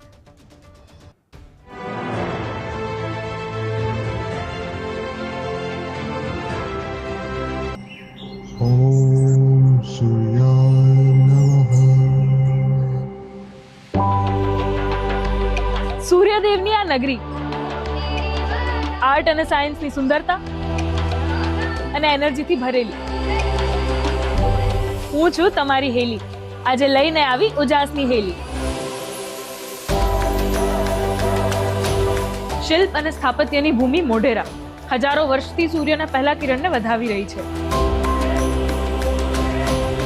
સોલંકી રાજવીએ બનાવેલું ભગવાન સૂર્યનું આ પ્રાચીન મંદિર આજે આર્કિટેક્ચરલ અને એસ્ટ્રોલોજીકલ માર્વેલ છે. સૂર્યકુંડની આ અજોડ સ્થાપત્ય શૈલી અને આ સભા મંડપ, સૂર્ય મંદિરના સાનિધ્યમાં આવો એટલે મન પોઝિટિવ એનર્જીથી ભરાઈ જાય.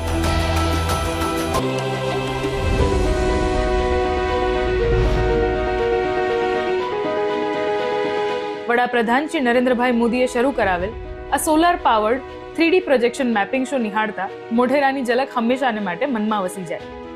ને હેરિટેજ લાઇટિંગ પણ એટલી જ મનમોહક છે. મુખ્યમંત્રી શ્રી ભૂપેન્દ્રભાઈ પટેલના નેતૃત્વમાં અહીં થતો ઉત્તરાર્ધ મહોત્સવ સંસ્કૃતિ અને સંસ્કારોને સંગીત અને નૃત્ય જેવી કલાઓના માધ્યમથી મારા જેવા હજારો લોકો સુધી પહોંચાડે છે. આત્મનિર્ભર ભારત અભિયાનમાં પણ મોઢેરાનું યોગદાન આજે દેશે નોંધ્યું છે. દેશના ફર્સ્ટ સોલર વિલેજ તરીકે મોઢેરા આજે 24/7 સૂર્ય ઉર્જાથી ઝળહળી રહ્યું છે.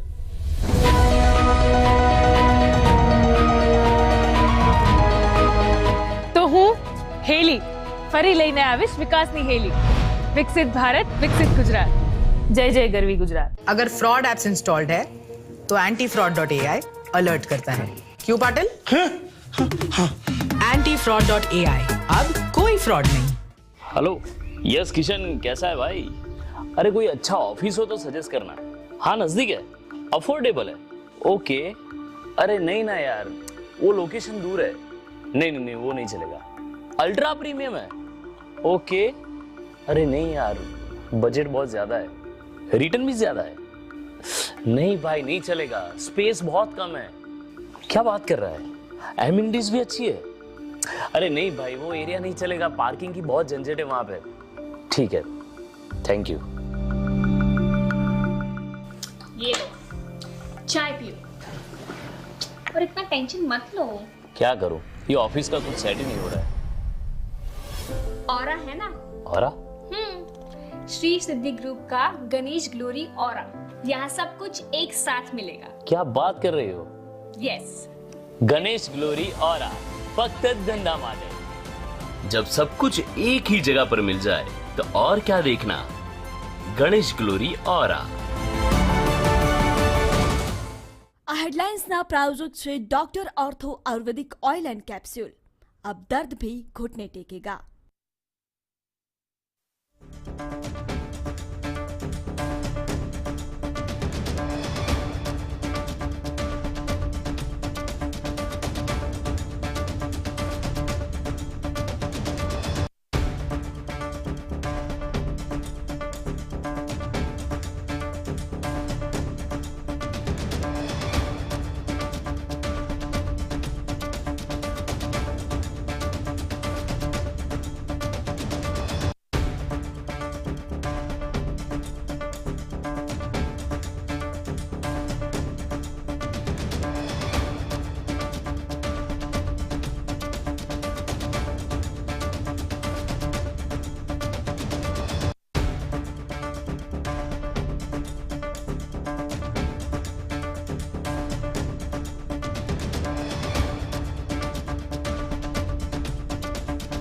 આ કાર્યક્રમના પ્રાયોજક છે antifraud.ai अब कोई फ्रॉड नहीं.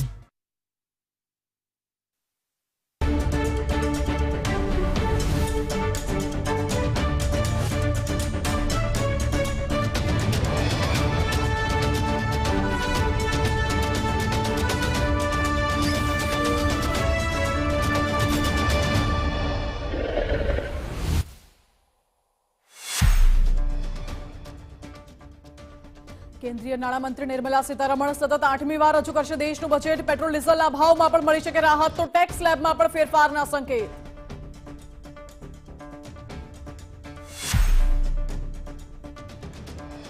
કેન્દ્રીય બજેટ પહેલા ભારતીય શેર બજારમાં ભારે ઉત્સાહ. માઇનસમાં ખુલ્યા બાદ સેન્સેક્સમાં 200 પોઈન્ટથી વધુનો ઉછાળો, તો નિફ્ટીમાં પણ જોવા મળ્યું ગ્રીન સિગ્નલ.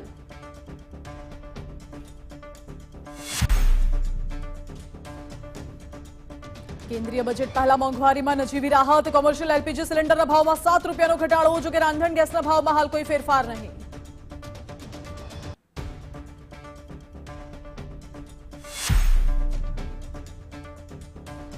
જૂનાગઢ મનપા માટે ભાજપે જાહેર કર્યા 60 ઉમેદવાર. ગિરીશ કોટેચાના પુત્ર પાર્થ કોટેચાને ટિકિટ, તો શહેર ભાજપ પ્રમુખ પુનિત શર્મા અને સ્ટેન્ડિંગ કમિટીના પૂર્વ ચેરમેન હરીશ પરસાણાને મુકાયા પડતા.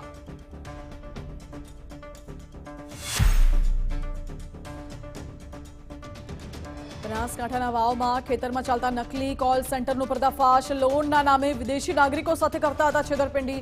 16 આરોપીઓની ધરપકડ, 25 લેપટોપ, 30 મોબાઈલ જપ્ત.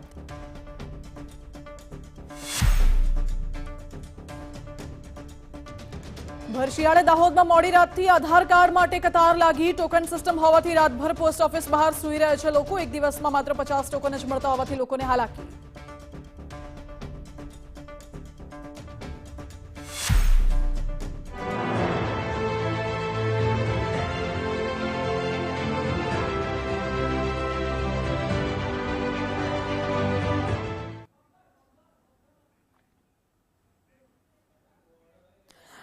નમસ્કાર, સવારના 11 વાગી રહ્યા છે. આપ જોઈ રહ્યા છો ગુજરાત ફર્સ્ટ સમાચારો સાથે. હું છું વાંસી સોની અને સૌથી પહેલા વાત કરવી છે દેશનું બજેટની. થોડી જ વારમાં નાણામંત્રી નિર્મલા સીતારમણ બજેટ જાહેર કરશે અને એ બજેટમાં કોના માટે કેટલી રાહત હશે તે સ્પષ્ટ થઈ જશે. થોડી જ વારમાં બજેટ રજૂ કરવાના છે નાણામંત્રી નિર્મલા સીતારમણ અને રાષ્ટ્રપતિ સાથે તેમણે મુલાકાત કરી હતી અને મુલાકાત દરમિયાન જે હલવા સેરેમની થતી હોય છે પરંપરા મુજબ, તે હલવા સેરેમની પણ થઈ. રાષ્ટ્રપતિએ નિર્મલા સીતારમણને હલવો પણ ખવડાવ્યો.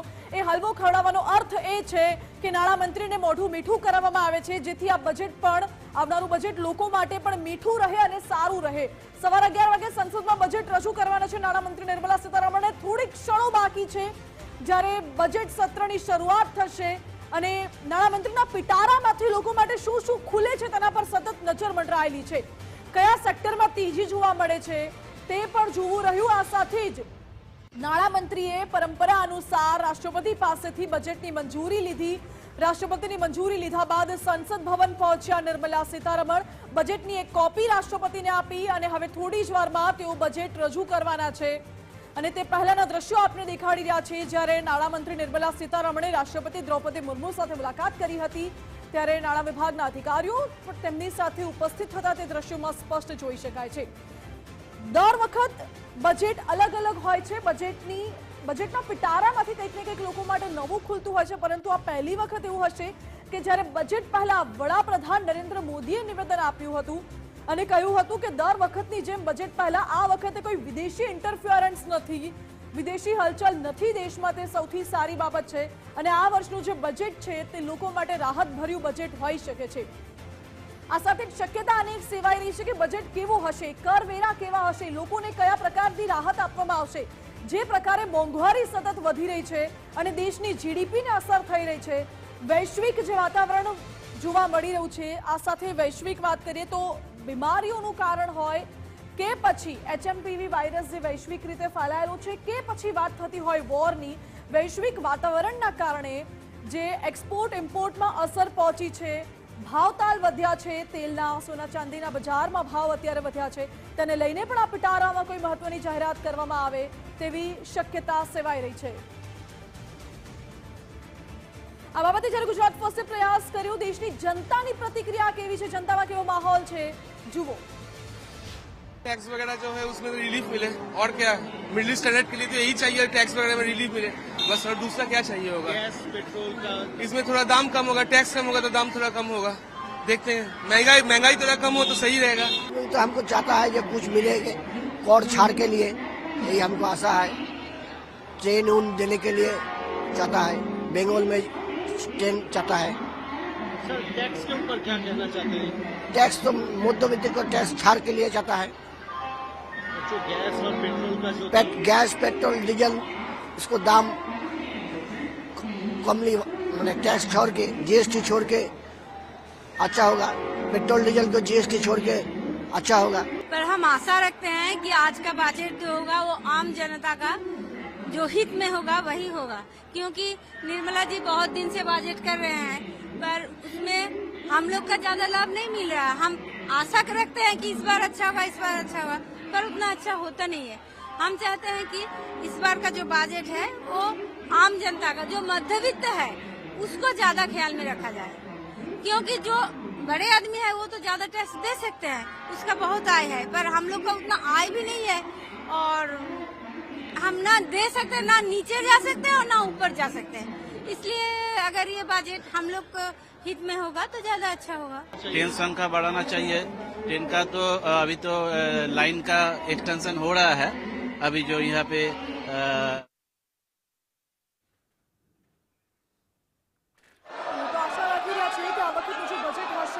લોકોના હિતમાં હશે, કરમુક્તિ લોકોને મળી શકે છે, જીએસટીમાં રાહત મળવાના સંકેત જોવા મળી રહ્યા છે। અને आइटम नंबर 1 श्रीमती निर्मला सीतारमण वित्त मंत्री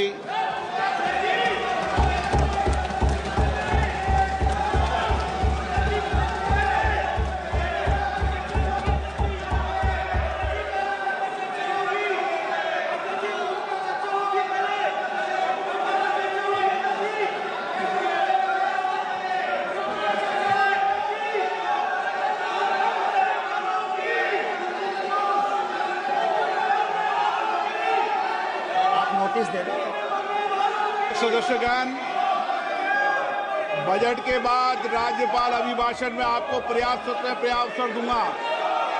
मेरा आपसे निवेदन है, नहीं माननीय अखिलेश जी, आपने संसद की मर्यादा को आप बना के रखें।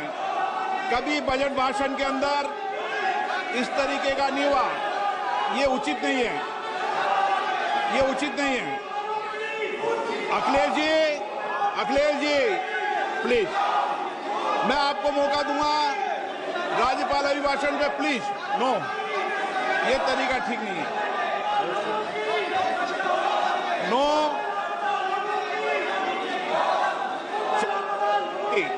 राज्यपाल अभिभाषण पे चर्चा होगी। नो तरीका। Honorable Speaker, I present the budget for 25-26. This budget continues our government's efforts to A. Accelerate growth, B. Secure inclusive development, C. Invigorate private sector investments, D. Uplift household sentiments, and E. Enhance spending power of India's rising middle class. Together, we embark on a journey to unlock our nation's tremendous potential for greater prosperity and global positioning under the leadership of Honorable Prime Minister Shri Narendra Modi.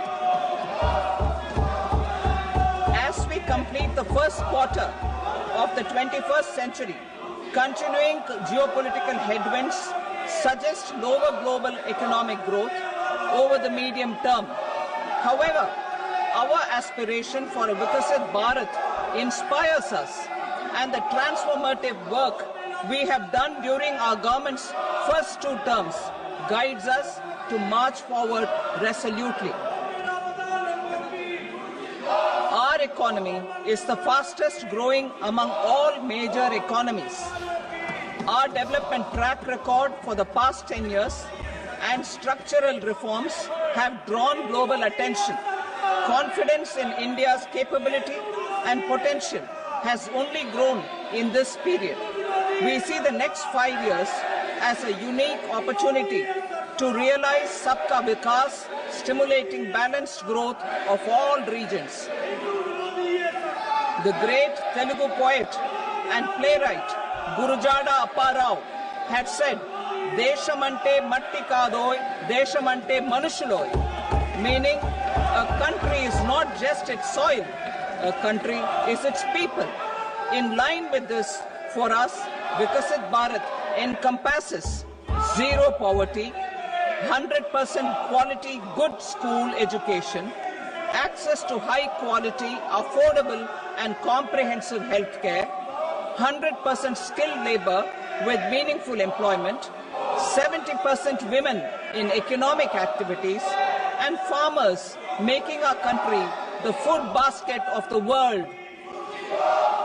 In this budget, the proposed development measures span 10 broad areas focusing on Garib, youth, Annadata and Nari, spurring agricultural growth and productivity, building rural prosperity and resilience, taking everyone together on an inclusive growth path, boosting manufacturing and furthering Make in India, supporting MSMEs, enabling employment-led development, investing in people, economy and innovation, securing energy supplies, promoting exports and nurturing innovation. For this journey of development, our four powerful engines are agriculture, MSME, investments and exports. The fuel, our reforms, our guiding spirit, inclusivity, and the destination, Vikasit Bharat. This budget aims to initiate transformative reforms across 6 domains. During the first 5 years, these will augment our growth potential and global competitiveness. The domains are taxation, power sector, urban development, mining, financial sector, and regulatory reforms. Agriculture as the first engine. Now I move to specific proposals, beginning with agriculture as the first engine.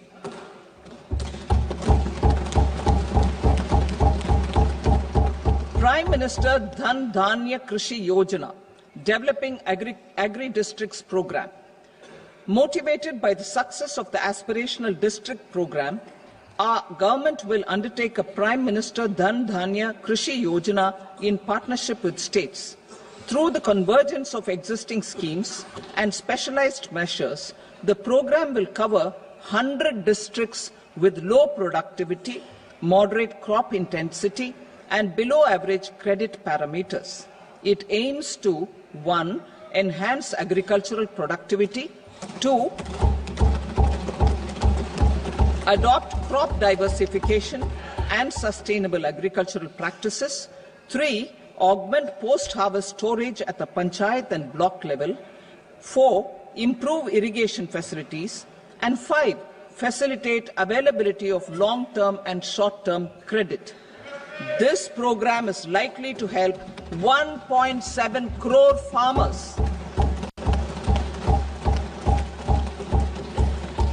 Building rural prosperity and resilience. A comprehensive multi-sectoral rural prosperity and resilience program will be launched in partnership with the states. This will address underemployment in agriculture through skilling, investment, technology, and invigorating the rural economy. The goal is to generate ample opportunities in rural areas so that migration is an option but not a necessity. The program will focus on rural women, young farmers, rural youth, marginal and small farmers, and landless families. The details are in Annexure A.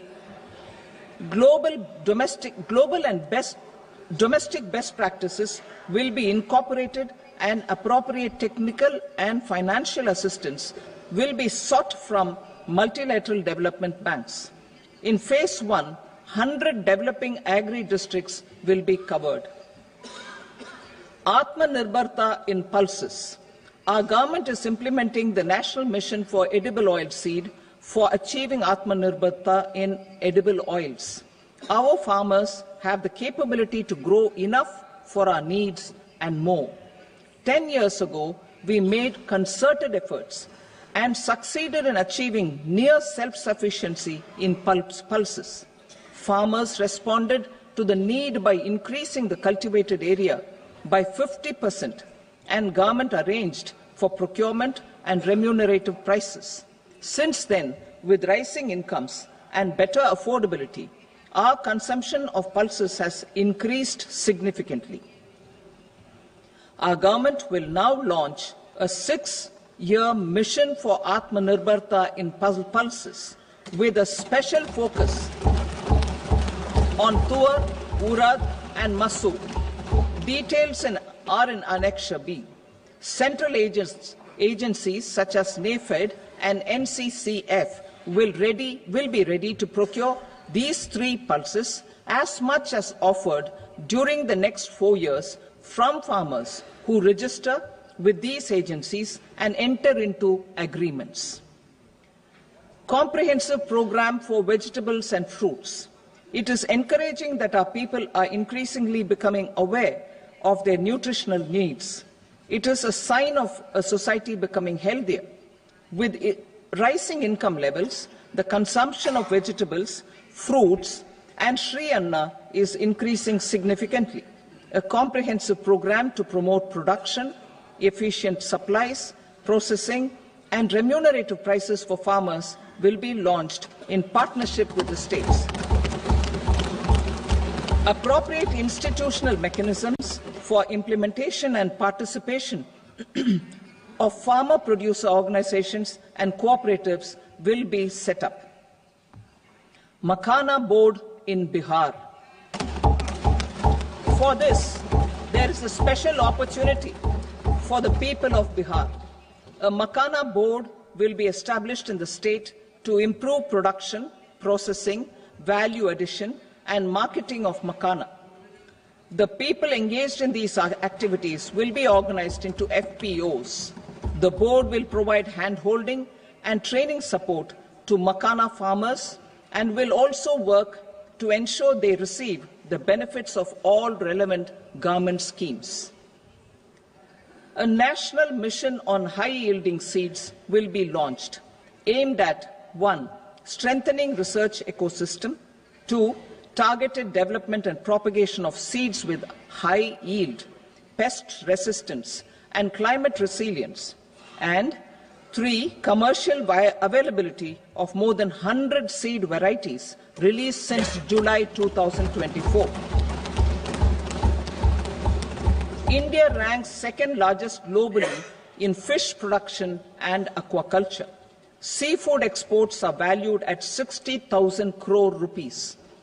To unlock the untapped potential of the marine sector, our government will bring in an enabling framework for sustainable harnessing of fisheries from Indian Exclusive Economic Zone and high seas, with a special focus on the Andaman and Nicobar and Lakshadweep Islands.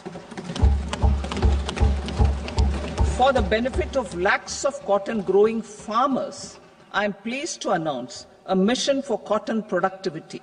This 5-year mission will facilitate significant improvements in productivity and sustainability of cotton farming and promote extra long staple cotton varieties. The best of science and technology support will be provided to farmers. Aligned with our integrated 5F vision for the textile sector, this will help in increasing incomes of the farmers and ensure a steady supply of quality cotton for rejuvenating India's traditional textile sector. Kisan credit cards facilitate short-term loans for 7.7 crore farmers, fishermen, and dairy farmers. The loan limit under modified interest subvention scheme will be enhanced from 3 lakh rupees to 5 lakh rupees for loans taken through the KCC. For Atmanirbharta in urea production, our government had reopened 3 dormant urea plants in the eastern region.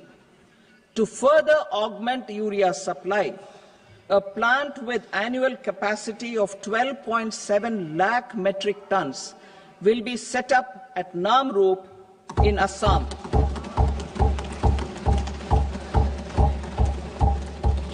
India Post, with 1.5 lakh rural post offices, complemented by the India Post Payment Bank and a vast network of 2.4 lakh Dak Sevaks, will be repositioned to act as a catalyst for the rural economy. Details are at Annexure C. India Post will also be transformed as a large public logistics organization. This will meet the rising needs of Vishwakarmas, new entrepreneurs, women, self-help groups, MSMEs, and the large business organizations. Our government will provide support to NCDC for its lending operations for the cooperative sector. MSMEs as the second engine. Now I move to MSMEs as the second engine, which encompasses manufacturing and services with a focus on MSMEs numbering 5.7 crores. Currently, over 1 crore registered MSMEs, employing 7.5 crore people and generating 36% of our manufacturing, have come together to position India as a global manufacturing hub. With their quality products, these MSMEs are responsible for 45% of our exports. To help them achieve higher efficiencies of scale, technological upgradation, and better access to capital, the investment and turnover limits for classification of all MSMEs will be enhanced to 2.5 and 2 times respectively. This will give them the confidence to grow and generate employment for our youth. The details are given in Annexure D. To improve access to credit, the credit guarantee cover will be enhanced. First, for micro and small enterprises from 5 crore to 10 crore rupees, leading to additional credit of 1.5 lakh crores in the next 5 years. Second, for startups from 10 crore rupees to 20 crore rupees, with the guarantee fee being moderated to 1% for loans in 27 focus sectors which are important for Atmanirbhar Bharat. And for well-run exporter MSMEs, for term loans up to 20 crore rupees. Also for the micro enterprises, we will introduce customized credit cards with a 5 lakh rupee limit for micro enterprises registered on Udyam portal. In the first year, 10 lakh such cards will be issued. Fund of funds for startups. The Alternate Investment Fund, AIFs, for startups have received commitments of more than 91,000 crores rupees. These are supported by the fund of funds set up with the Government of India's contribution of 10,000 crore rupees. Now, a new fund of funds with expanded scope and a fresh contribution of another 10,000 crore rupees will be set up. A new scheme will be launched for 5 lakh women, scheduled castes and scheduled tribes, first-time entrepreneurs. This will provide term loans up to 2 crore rupees during the next 5 years. The scheme will incorporate lessons from the successful Stand Up India scheme. Online capacity building for entrepreneurship and managerial skills will also be organized. Measures for labor-intensive sectors. To promote employment and entrepreneurship opportunities in labor-intensive sectors, our government will undertake specific policy and facilitation measures. To enhance the productivity, quality, and competitiveness of India's footwear and leather sector, a focus product scheme will be implemented. The scheme will support design capacity, component manufacturing, and machinery required for production of non-leather quality footwear, besides the support for leather footwear and products. The scheme is expected to facilitate employment for 22 lakh persons, generate over 4 lakh crore rupees and exports of over 1.1 lakh crore rupees. Measures for the toys sector. Building on the National Action Plan for Toys, we will implement a scheme to make India a global hub for toys. The scheme will focus on development of clusters, skills, and a manufacturing ecosystem that will create high-quality, unique, innovative, and sustainable toys that will represent the Made in India brand. Support for food processing. In line with our commitment towards Purvodaya, we will establish a National Institute of Food Technology, Entrepreneurship and Management in Bihar. The institute will provide a strong fillip to food processing activities in the entire eastern region. This will result in 1. Enhanced income for the farmers through value addition to their produce, and 2. Skilling entrepreneurship and employment opportunities for the youth. Manufacturing mission, furthering Make in India. Our government will set up a national manufacturing mission covering small, medium and large industries for furthering Make in India by providing policy support, execution roadmaps, governance and monitoring framework for central ministries and states. Details are in Annexure E. Given our commitment to climate-friendly development, the mission will also support clean tech manufacturing. This will aim to improve domestic value addition and build our ecosystem for solar PV cells, EV batteries, motors and controllers, electrolyzers, wind turbines, very high voltage transmission equipment and grid-scale batteries. Investment as the third engine. Now I move to investment as the third engine, which encompasses investing in people, investing in the economy, and investing in innovation. Investing in people. Saksham Anganwadi and Poshan 2.0. Saksham Anganwadi and Poshan 2.0 program provides nutritional support to more than 8 crore children, 1 crore pregnant women and lactating mothers all over the country, and about 20 lakh adolescent girls in aspirational districts and the Northeast region. The cost norms for these nutritional support will be enhanced appropriately. Atal Tinkering Labs.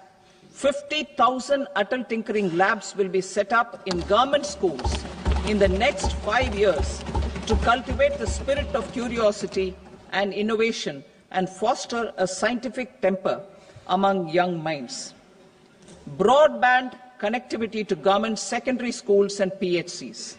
Broadband connectivity will be provided to all government secondary schools and primary health centers in rural areas under the BharatNet project.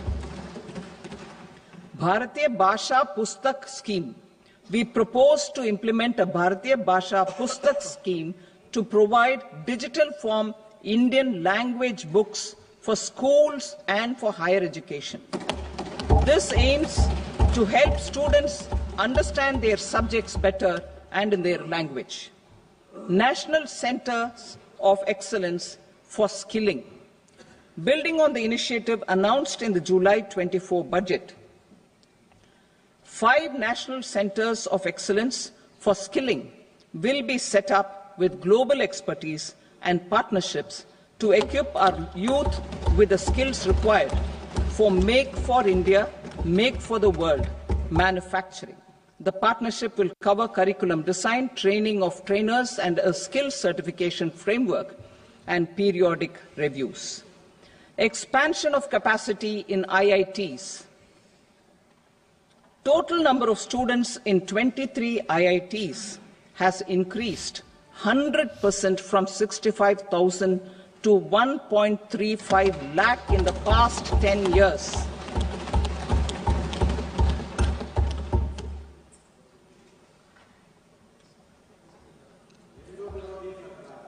additional infrastructure will be created in the 5 IITs started after 2014 to facilitate education for 6,500 more students. Hostel and other infrastructure capacity at IIT Patna will also be expanded.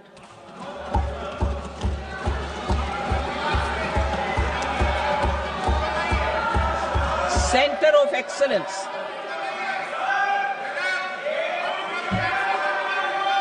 Center of Excellence in AI for Education. I had announced 3 centers of excellence in artificial intelligence for agriculture, health, and sustainable cities in 2023. Now a center of excellence in artificial intelligence for education will be set up with a total outlay of 500 crores. Expansion of medical education. Our government has added almost 1.1 lakh undergraduate and postgraduate medical education seats in 10 years, an increase of 130%. In the next year, 10,000 additional seats will be added in medical colleges and hospitals towards the goal of adding 75,000 seats in the next 5 years. Daycare cancer centers in all district hospitals. Our government will facilitate setting up of daycare cancer centers in all district hospitals in the next 3 years. 200 centers will be established in 25-26 itself. Strengthening urban livelihoods. Our government has been giving priority to assisting urban poor and vulnerable groups. A scheme for socio-economic upliftment of urban workers will be implemented to help them improve their incomes, have sustainable livelihoods, and a better quality of life. PM Swanidhi scheme has benefited more than 68 lakh street vendors, giving them respite from high-interest informal sector loans. Building on this success, the scheme will be revamped with enhanced loans from banks, UPI-linked credit cards with 30,000 rupees limit, and capacity building support. Social Security Scheme for welfare of online platform workers. Gig workers of online platforms provide great dynamism to the new age services economy. Recognizing their contribution, our government will arrange for their identity cards and registration on the e-Shram portal. They will be provided healthcare under PM Jan Arogya Yojana. This measure is likely to assist nearly 1 crore gig workers.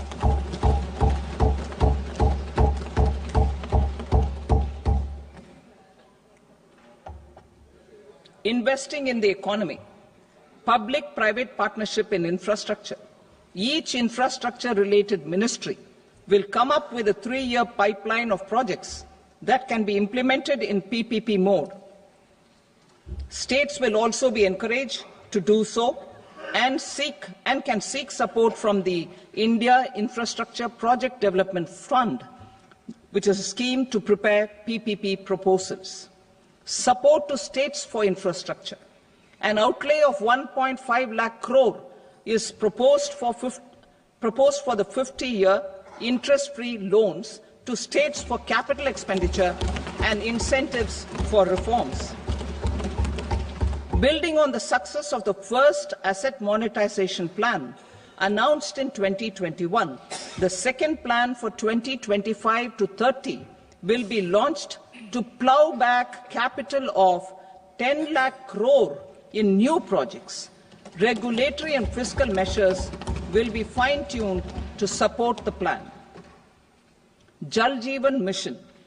Since 2019, 15 crore households representing 80% of India's rural population have been provided access to portable tap water connections.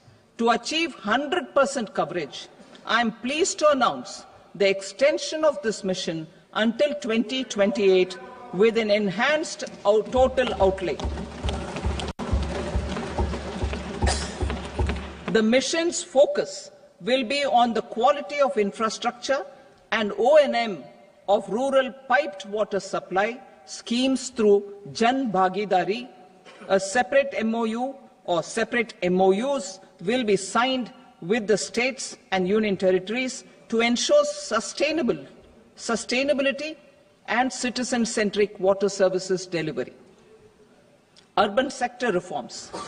Building on the July budget proposals, urban sector reforms related to governance, municipal services, urban land and planning will be incentivized. Urban Challenge Fund.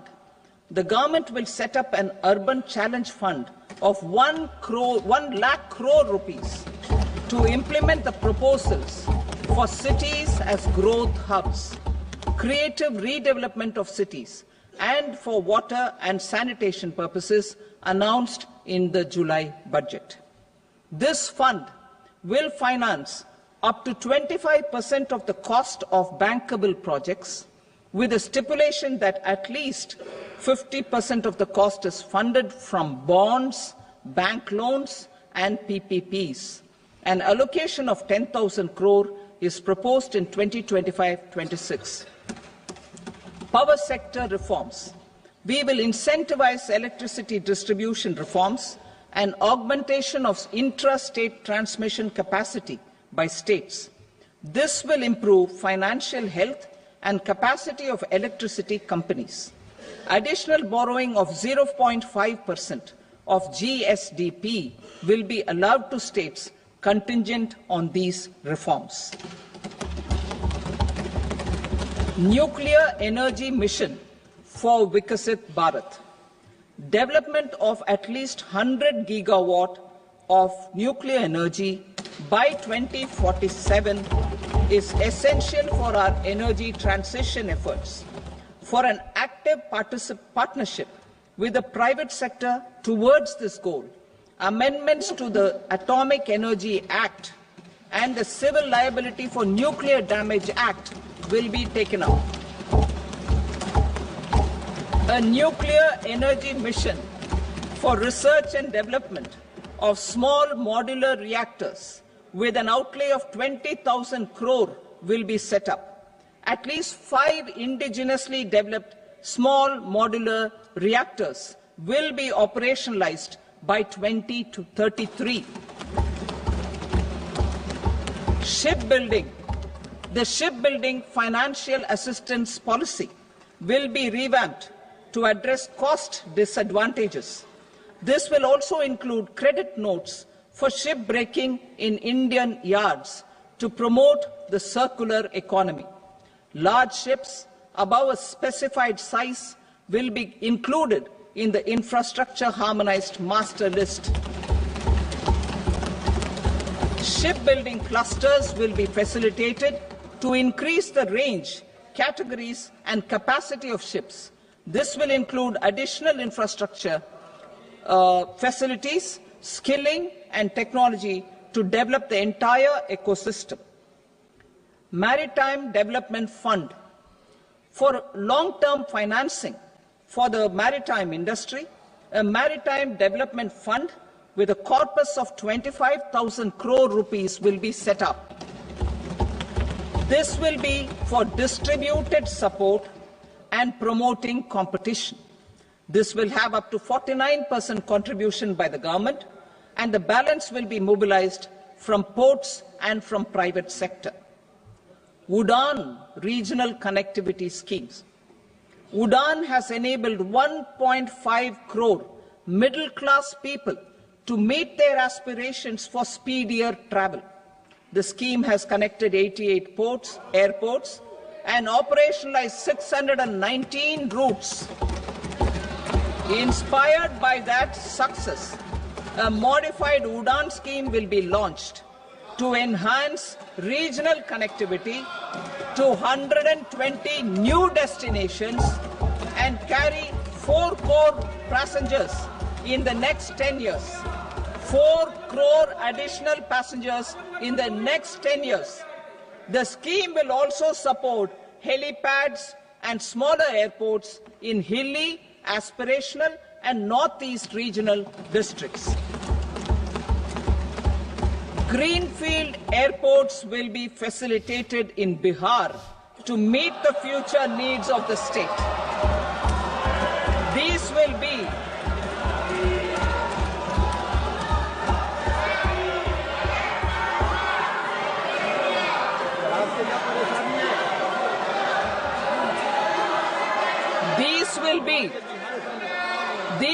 be in addition to the expansion of the capacity of Patna Airport and a brownfield airport in Beta. Western Kosi Canal project in Mithilanchal. Financial support will be provided for the Western Kosi Canal ERM project, benefiting a large number of farmers, cultivating over 50,000 hectares of land in the Mithilanchal region of Bihar. Mining sector reforms. Mining sector reforms, including those for minor minerals, will be encouraged through sharing of best practices and institutions of a state mining index. A policy for recovery of critical minerals from tailings will be brought out. Under the special window for affordable and mid-income housing, SWAMI, 50,000 dwelling units in stressed housing projects have been completed and keys handed over to home buyers. Another 40,000 units will be completed in 2025, further helping middle-class families who were paying EMIs on loans taken for apartments while also paying rent for their current dwellings. Building on this success, SWAMI Fund 2 will be established as a blended finance facility with contribution from the government, banks and private investors. This fund of 15,000 crore rupees will aim for expeditious completion of another 1 lakh units. PM Gati Shakti data for private sector. For furthering PPPs and assisting the private sector in project planning, access to relevant data and maps from the PM Gati Shakti portal will be provided. Tourism for employment-led growth. Top 50 tourist destination sites in the country will be developed in partnership with states through a challenge mode. Land for building key infrastructure will have to be provided by the states. Hotels in these destinations will be included in the infrastructure harmonized list. The following measures will be taken for facilitating employment-led growth. Organizing intensive skill development programs for our youth, including in institutes of hospitality management. Providing mudra loans for homestays. Improving ease of travel and connectivity to tourist destinations. Providing performance-linked incentives to states for effective destination management, including tourist amenities, cleanliness, and marketing efforts. And introducing streamlined e-visa facilities along with visa fee waivers for certain tourist groups.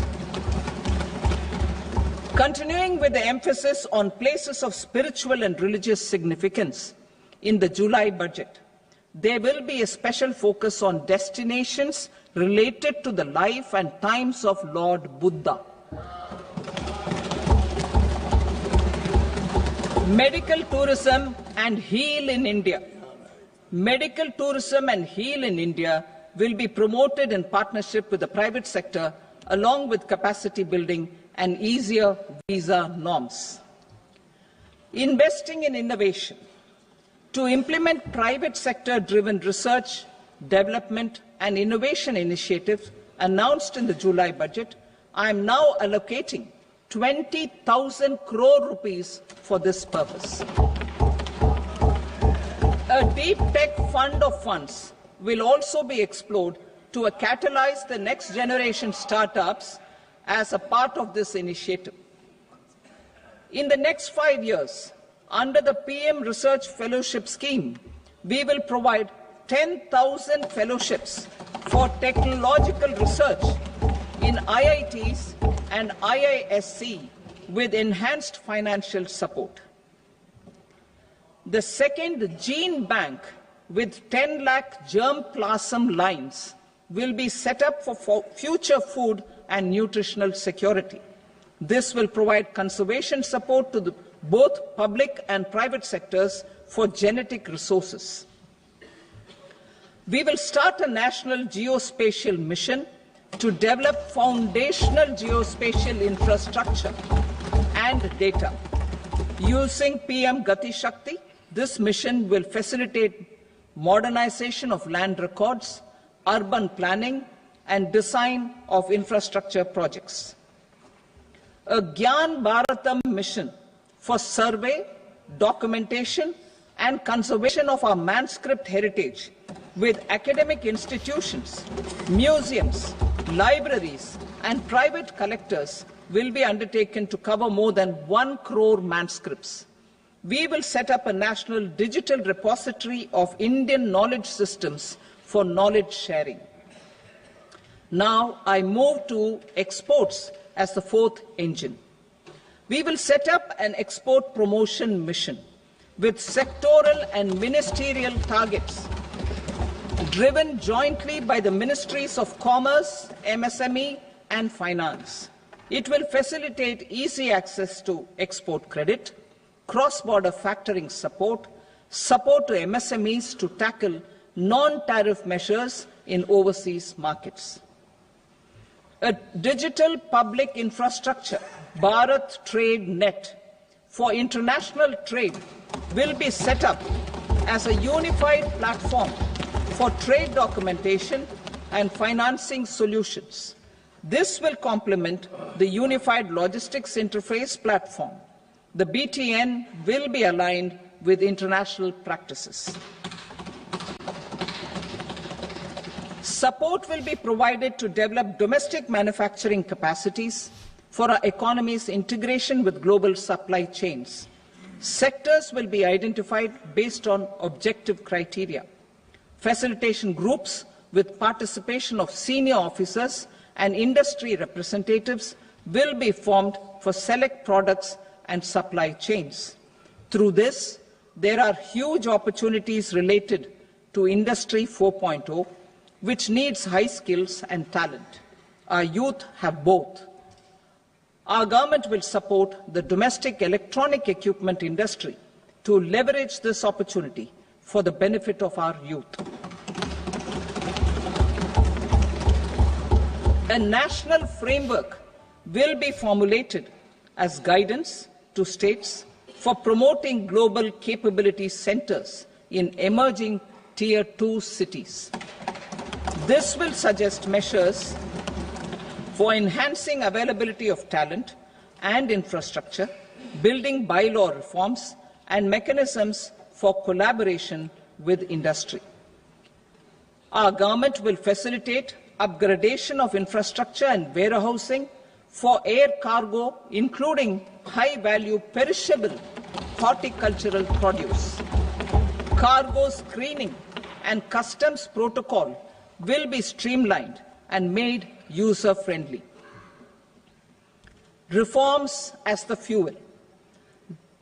Over the past 10 years, our government has implemented several reforms for convenience of taxpayers, such as faceless assessment, 2, taxpayer charter, 3, faster returns, 4, almost 99% returns being on self-assessment, and 5, Vivad Se Vishwas scheme.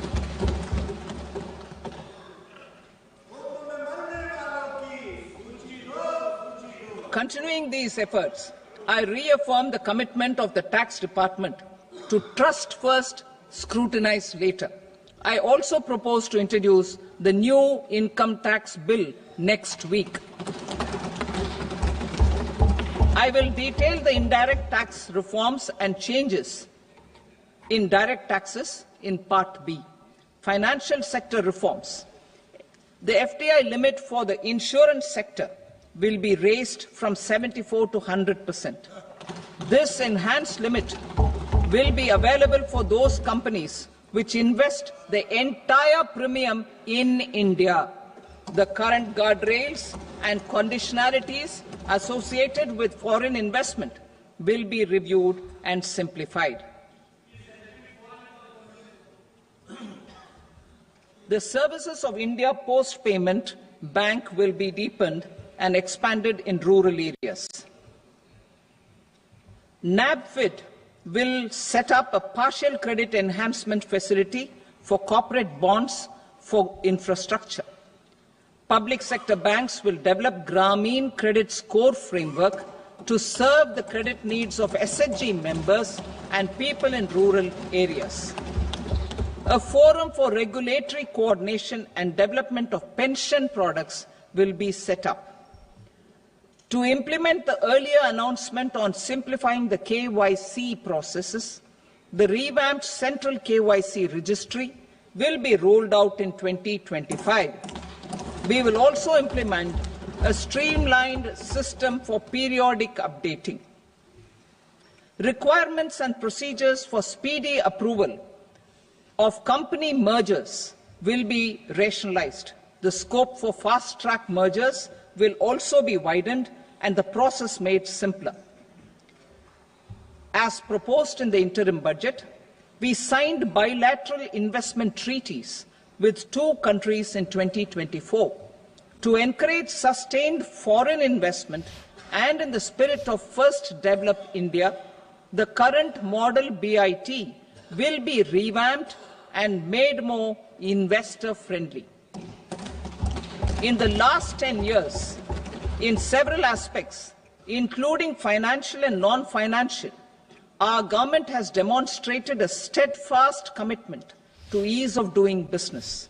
We are determined to ensure that our regulations must keep up with technological innovations and global policy developments. A light-touch regulatory framework based on principles and trust will unleash productivity and employment. Through this framework, we will update regulations that were made under old laws. To develop this modern, flexible, people-friendly and trust-based regulatory framework appropriate for the 21st century, I propose 4 specific measures. A high-level committee for regulatory reforms will be set up for a review of all non-financial sector regulations, certifications, licenses, and permissions. The committee will be expected to make recommendations within a year. The objective is to strengthen trust-based economic governance and take transformational measures to enhance ease of doing business, especially in matters of inspection and compliances. States will be encouraged to join in this endeavour. An investment friendliness index of states will be launched in 2025 to further the spirit of competitive, cooperative federalism. Under the Financial Stability and Development Council, a mechanism will be set up to evaluate impact of the current financial regulations and subsidiary instructions. It will also formulate a framework to enhance their responsiveness and development of the financial sector. In the Jan Vishwas Act 2023, more than 180 legal provisions were decriminalized. Our government will now bring up the Jan Vishwas Bill 2.0 to decriminalize more than 100 provisions in various laws. I now move to fiscal policy. In the July budget, I had committed to staying the course for fiscal consolidation. Our endeavour will be to keep the fiscal deficit each year such that central government debt remains on a declining path as a percentage of the GDP. The roadmap for the next 6 years has been detailed in the FRBM statement. Revised estimates for 2024-25. The revised estimate of the total receipts other than borrowings is 31.47 lakh crore rupees, of which the net tax receipts are 25.57 lakh crore rupees. The revised estimate of the total expenditure is 47.16 lakh crore rupees, of which the capital expenditure is about 10.18 lakh crore rupees. The revised estimate of the fiscal deficit is 4.8% of the GDP. Budget estimates for 25-26. Coming to 25-26, the total receipts other than borrowings and total expenditure are estimated at 34.96 lakh crore rupees and 50.65 lakh crore rupees respectively. The net tax receipts are estimated at 28.37 lakh crore rupees. The fiscal deficit is estimated to be 4.4% of GDP. To finance the fiscal deficit, the net market borrowings from dated securities are estimated at 11.54 lakh crore. The balance financing is expected to come from small savings and other sources. The gross market borrowings are estimated at 14.82 lakh crore rupees. I will now move to Part B. Indirect taxes. My proposals relating to customs aim to rationalize tariff structure and address duty inversion. These will also support domestic manufacturing and value addition, promote exports, facilitate trade, and provide relief to common people. Rationalization of customs tariff structure for industrial goods. As a part of comprehensive review of customs rate structure announced in July 2024 budget, I propose to 1. Remove 7 tariff rates. This is over and above the 7 tariff rates removed in 23-24 budget. After this, there will be only 8 remaining tariff rates, including 0 rate. 2. Apply appropriate cess to broadly maintain effective duty incidence, except on a few items where such incidence will reduce marginally. 3. Levy not more than 1 cess or surcharge. Therefore, I propose to exempt social welfare surcharge on 82 tariff lines that are subject to a cess. I shall now take up sector-specific proposals. To provide relief to patients, particularly those suffering from cancer, rare diseases, and other severe chronic diseases, I propose to add 36 life-saving drugs and medicines to the list of medicines fully exempted from basic custom duty.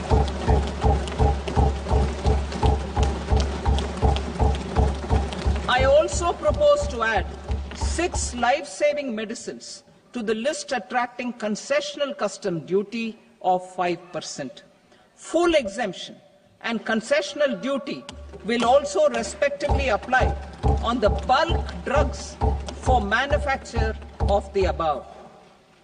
Specified drugs and medicines under patient assistance programs run by the pharmaceutical companies are fully exempt from BCD, provided the medicines are supplied free of cost to the patients. I propose to add 37 more medicines along with 13 new patient assistance programs. Support to domestic manufacturing and value addition. Critical minerals. In the July 2024 budget, I had fully exempted BCD on 25 critical minerals that are not domestically available. I had also reduced BCD of 2 other such minerals to provide a major fillip to their processing, especially by MSMEs. Now, I propose to fully exempt cobalt powder and waste, the scrap of lithium-ion battery, lead, zinc, and 12 more critical minerals. This will help secure the availability for manufacturing in India and promote more jobs for our youth. To promote domestic production of technical textile products such as agro-textiles, medical textiles, and geotextiles at competitive prices, I propose to add 2 more types of shuttle-less looms to the list of fully exempted textile machinery. I also propose to revise the BCD rate on knitted fabrics covered by 9 tariff lines from 10 or 20 to 20% or 115 rupees per kg, whichever is higher. Electronic goods. In line with our Make in India policy and to rectify inverted duty structure, I propose to increase the BCD on interactive flat panel display from 10% to 20% and reduce the BCD to 5% on open cell and other components. In 23-24 budget, for the manufacture of open cells of LCD, LED TVs, I had reduced the BCD on parts of open cells from 5% to 2.5%. To further boost the manufacture of such open cells, the BCD on these parts will now stand exempted. Lithium-ion battery. To the list of exempted capital goods, I propose to add 35 additional capital goods for EV battery manufacturing and 28 additional capital goods for mobile phone battery manufacturing. This will boost domestic manufacture of lithium-ion batteries, both for mobile phones and for electric vehicles. Shipping sector. Considering that shipbuilding has a long gestation period, I propose to continue the exemption of BCD on raw materials, components, consumables, or parts for the manufacture of ships for another 10 years.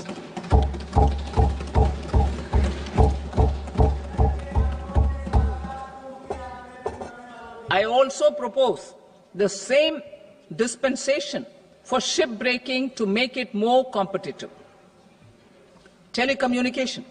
To prevent classification disputes, I propose to reduce the BCD from 20% to 10% on carrier-grade Ethernet switches to make it at par with non-carrier-grade Ethernet switches. Export promotion. To facilitate exports of handicrafts, I propose to extend the time period for export from 6 months to 1 year, further extendable by another 3 months if required. I also propose to add 9 items to the list of duty-free inputs. Leather sector. I propose to fully exempt BCD on wet blue leather to facilitate imports for domestic value addition and employment. I also propose to exempt crust leather from 20% export duty to facilitate exports by small tanners. Marine products. To enhance India's competitiveness in the global seafood market, I propose to reduce BCD from 30% to 5% on frozen fish paste, surimi, for manufacture and export of its analog products. I also propose to reduce BCD from 15% to 5% on fish hydrolysates for manufacture of fish and shrimp feed. In July 2024 budget, to promote development of domestic MROs for aircraft and ships, I had extended the time limit for export of foreign origin goods that were imported for repairs from 6 months to 1 year and further extendable by 1 year. I now propose to extend the same dispensation for railway goods. Time limit for provisional assessment. Presently, the Customs Act 1962 does not provide any time limit to finalize provisional assessments, leading to uncertainty and cost to trade. As a measure of promoting ease of doing business, I propose to fix a time limit of 2 years, extendable by a year, for finalizing the provisional assessment. I propose to introduce a new provision that will enable importers or exporters, after clearance of goods, to voluntarily declare material facts and pay duty with interest but without penalty. This will incentivize voluntary compliance. However, this will not apply in cases where department has already initiated audit or investigation proceedings.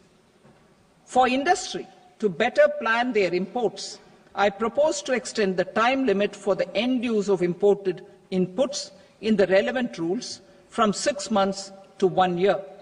This will provide operational flexibility in view of cost and uncertainty of supply.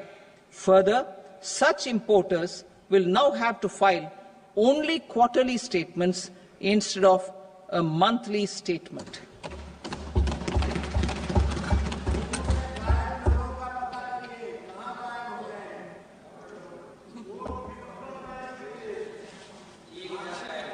I now come to my direct tax proposals. In Part A, I have briefly underlined taxation reforms as one of key reforms to realize our vision of Vikasit Bharat. In respect of criminal law, our government had earlier ushered in Bharatiya Nyaya Sanhita, replacing Bharatiya Danda Sanhita. I am happy to inform this august House and the country that for new income tax bill will carry forward the same spirit of Nyaya in its drafting as well. The new bill will be clear and direct in text, with close to half of the present law in terms of both chapters and words. It will be simple to understand for taxpayers and tax administrators, leading to tax certainty and reduced litigation. Reforms, however, are not a destination. They are means to achieve good governance for our people and economy. Providing good governance primarily involves being responsive. The Tirukural captures this in verse 542, which reads, "Vaanokki vaazhum ulagallam, mannavan kol nokki vaazhum kudi," meaning, just as the living beings live expecting rains, citizens live expecting good governance. Our government is committed to keeping an ear to the ground and a finger on the pulse and responding while balancing our national building efforts.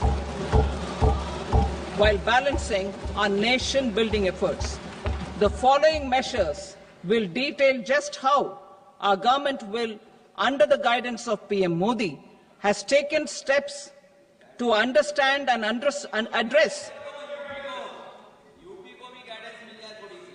I repeat that sentence, sir.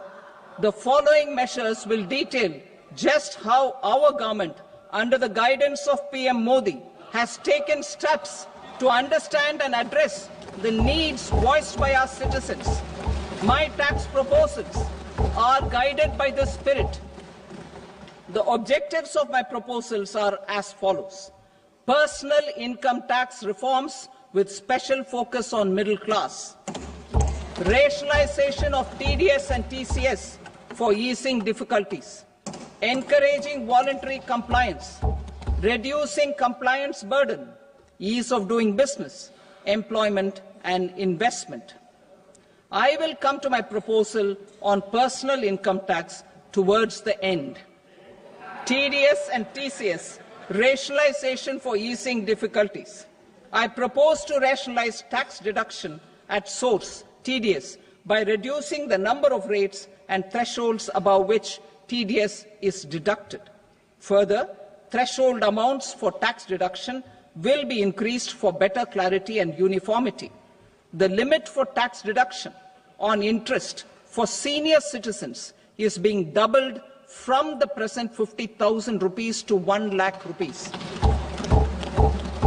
Similarly, the annual limit of 2.40 lakh rupees for TDS on rent is being increased to 6 lakh rupees.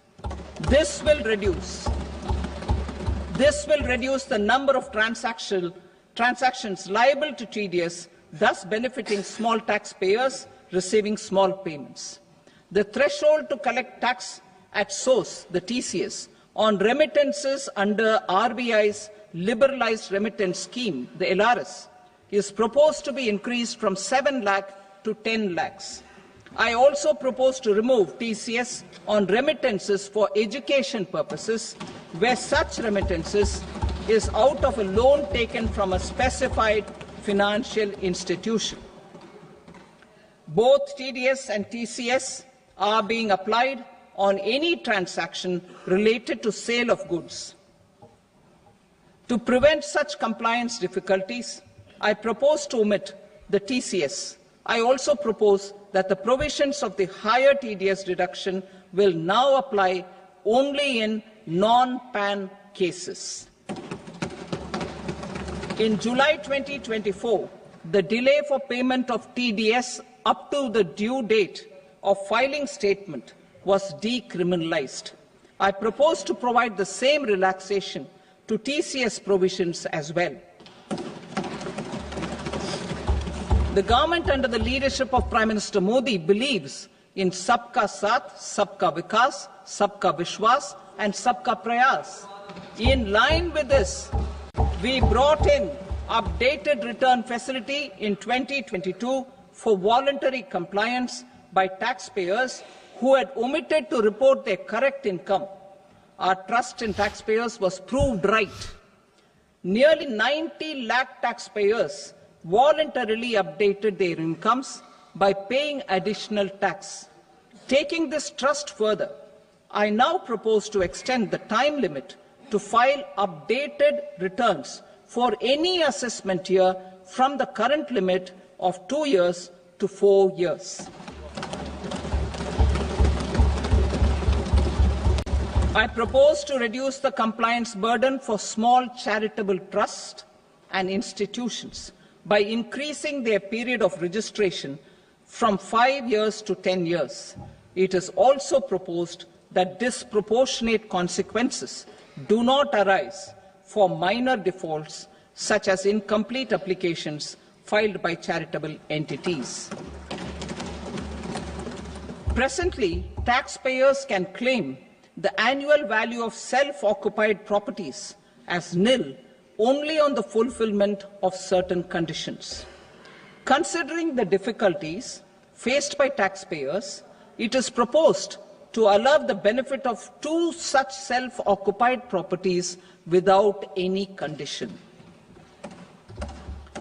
To streamline the process of transfer pricing and to provide an alternative to yearly examination, I propose to introduce a scheme for determining arm's length price of international transaction for a block period of 3 years. This will be in line with global best practices. With a view to reduce litigation and provide certainty in international taxation, the scope of safe harbor rules is being expanded. A number of senior and very senior citizens have very old national savings schemes accounts. As interest is no longer payable on such accounts, I propose to exempt withdrawals made from NSS by individuals on or after 29th August 2024. I am also proposing to allow similar treatment to NPS Vatsalya accounts as is available to normal NPS accounts subject to overall limits. In my speech in July 2024, I had promised that all processes, including giving effect to appellate orders, shall be digitalized and made paperless over the next 2 years. So I'm happy to announce that digitalization is being made operational now. In July 2024, we brought in the Vivad Se Vishwas scheme to resolve income tax disputes pending in appeal. The scheme has received a great response, with nearly 33,000 taxpayers having availed of the scheme to settle their disputes. I have a few proposals to promote investment and employment. It is proposed to provide a presumptive taxation regime for non-residents who provide services to a resident company that is establishing or operating an electronics manufacturing facility. I further propose to introduce a safe harbor for tax certainty for non-residents who store components for supply to specified electronics manufacturing units. Presently, the tonnage tax scheme is available only to sea-going ships. The benefits of existing tonnage tax scheme are proposed to be extended to inland vessels registered under the Indian Vessels Act 2021 to promote inland water transport in the country. Extension for incorporation of startups. We continue to support the Indian startup ecosystem. I propose to extend the period of incorporation by 5 years to allow the benefit available to startups which are incorporated before 1/4/2030. In order to attract and promote additional activities in the IFSC, I am inter alia proposing specific benefits to ship leasing units, insurance offices, and treasury centers of global companies which are set up in IFSC. Further, to claim benefits, the cut-off date for commencement in IFSC has also been extended by 5 years to 31/3/2030. Category 1 and Category 2 AIFs are undertaking investments in infrastructure and other such sectors. I propose to provide certainty of taxation to these entities on the gains from securities, to promote funding from sovereign wealth funds and pension funds to the infrastructure sector. I propose to extend the date of making an investment by 5 more years up to 31st March 2030.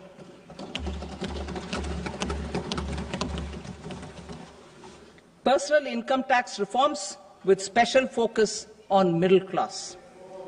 Democracy, demography, and demand are the key support pillars in our journey towards Vikasit Bharat. The middle class provides strength for India's growth. This government, under the leadership of Prime Minister Modi, has always believed in the admirable energy and ability of the middle class in nation building. In recognition of their contribution,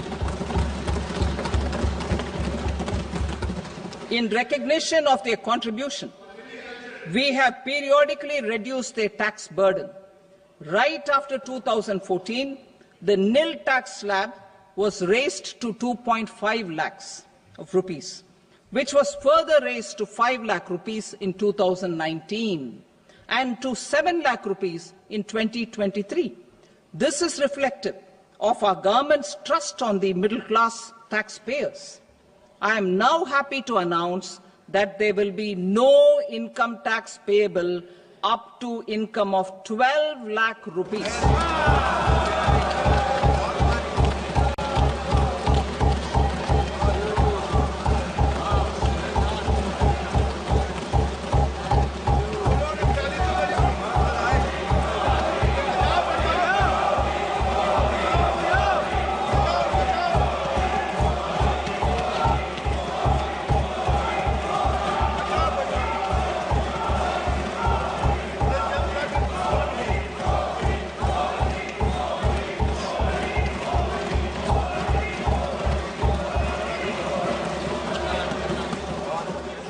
So, average income of 1 lakh per month other than the special rate income such as capital gains under the new regime.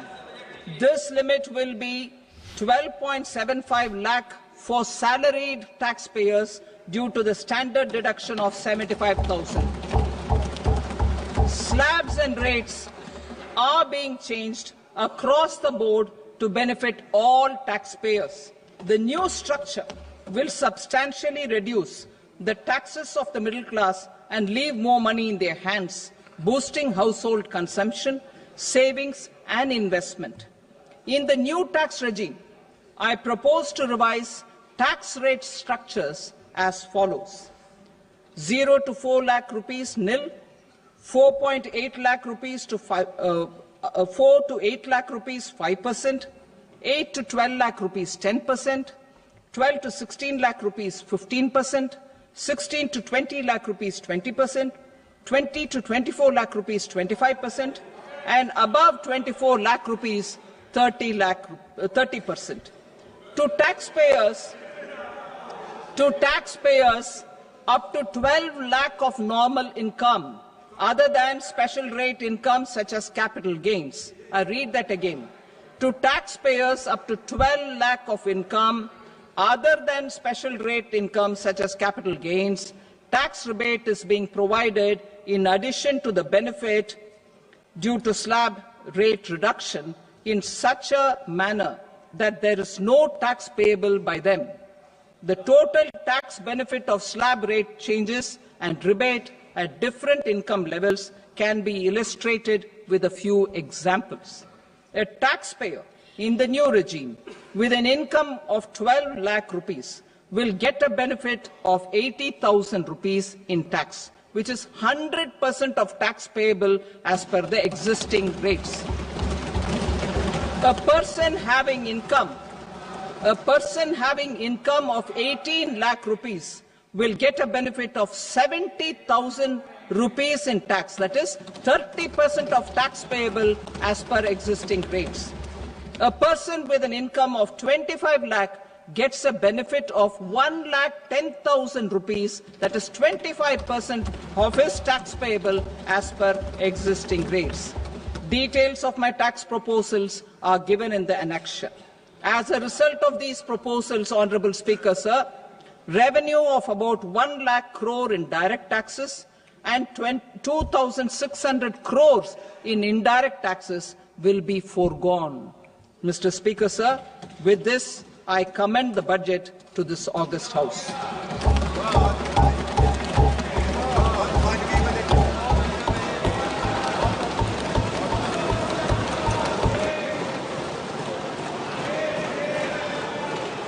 Item number 2 Shrimati Nirmala Sitharaman.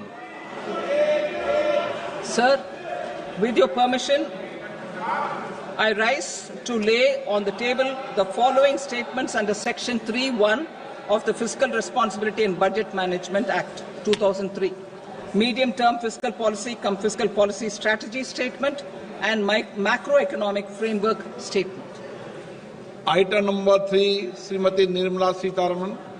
Sir, with your permission, I rise to move for leave to introduce the Finance Bill 2025.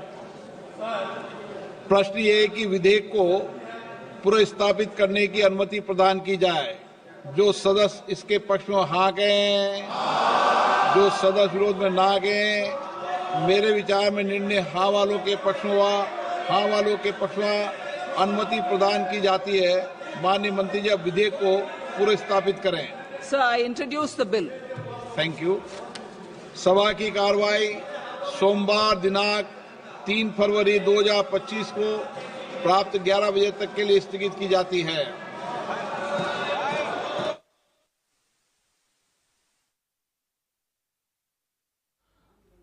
તો કેન્દ્રીય budget 2025-26 આવી ચૂક્યું છે અને આ બજેટમાં સૌથી મોટા સમાચાર મધ્યમ વર્ગ માટે સમાચાર એ છે, નોકરિયાત વર્ગ માટે કે ભાઈ 12 લાખ રૂપિયા સુધીની વાર્ષિક આવક પર કોઈ ટેક્સ વસૂલવામાં નહીં આવે. જી હા, મોટો અહીંયા નિર્ણય કરવામાં આવ્યો છે. સરકારે જાહેરાત કરી છે જેમાં અલગ અલગ વર્ગને ધ્યાનમાં રાખીને બજેટ જાહેર કરવામાં આવ્યું છે અને ગઈકાલે પણ પ્રધાનમંત્રી મોદીએ કહ્યું હતું મધ્યમ વર્ગ પર માં લક્ષ્મીની કૃપા રહેશે અને અહીંયા સરકારે મોટી જાહેરાત કરી છે. 12 લાખ સુધી કોઈ ટેક્સ લેવામાં નહીં આવે. જો કે જે અલગ અલગ ટેક્સ સ્લેબ છે તેને સમજવો જરૂરી છે. જો કે ખૂબ જ ટૂંકું ભાષણ તેમણે આપ્યું. 11 વાગ્યાની આસપાસ તેમના ભાષણની શરૂઆત થઈ હતી. 12:20 તેમનું ભાષણ પૂર્ણ થયું છે. જે નવી ટેક્સ રિઝીમ છે તેમાં 12 લાખ સુધી કોઈ ટેક્સ લેવામાં નહીં આવે. જો કે 12 થી 15 લાખની આવક પર 10% કર લેવામાં આવશે. 15 થી 20 લાખની આવક પર 20% કર લેવામાં આવશે. આવકવેરાના કરદાતાઓ માટે આ મોટી જાહેરાત કરવામાં આવી છે. 12 લાખ રૂપિયા સુધી હવે કોઈ ટેક્સ લેવામાં નહીં આવે. અને જ્યારે પણ બજેટ આવતો હોય છે ત્યારે ચર્ચા થતી હોય છે કે આખરે મધ્યમ વર્ગને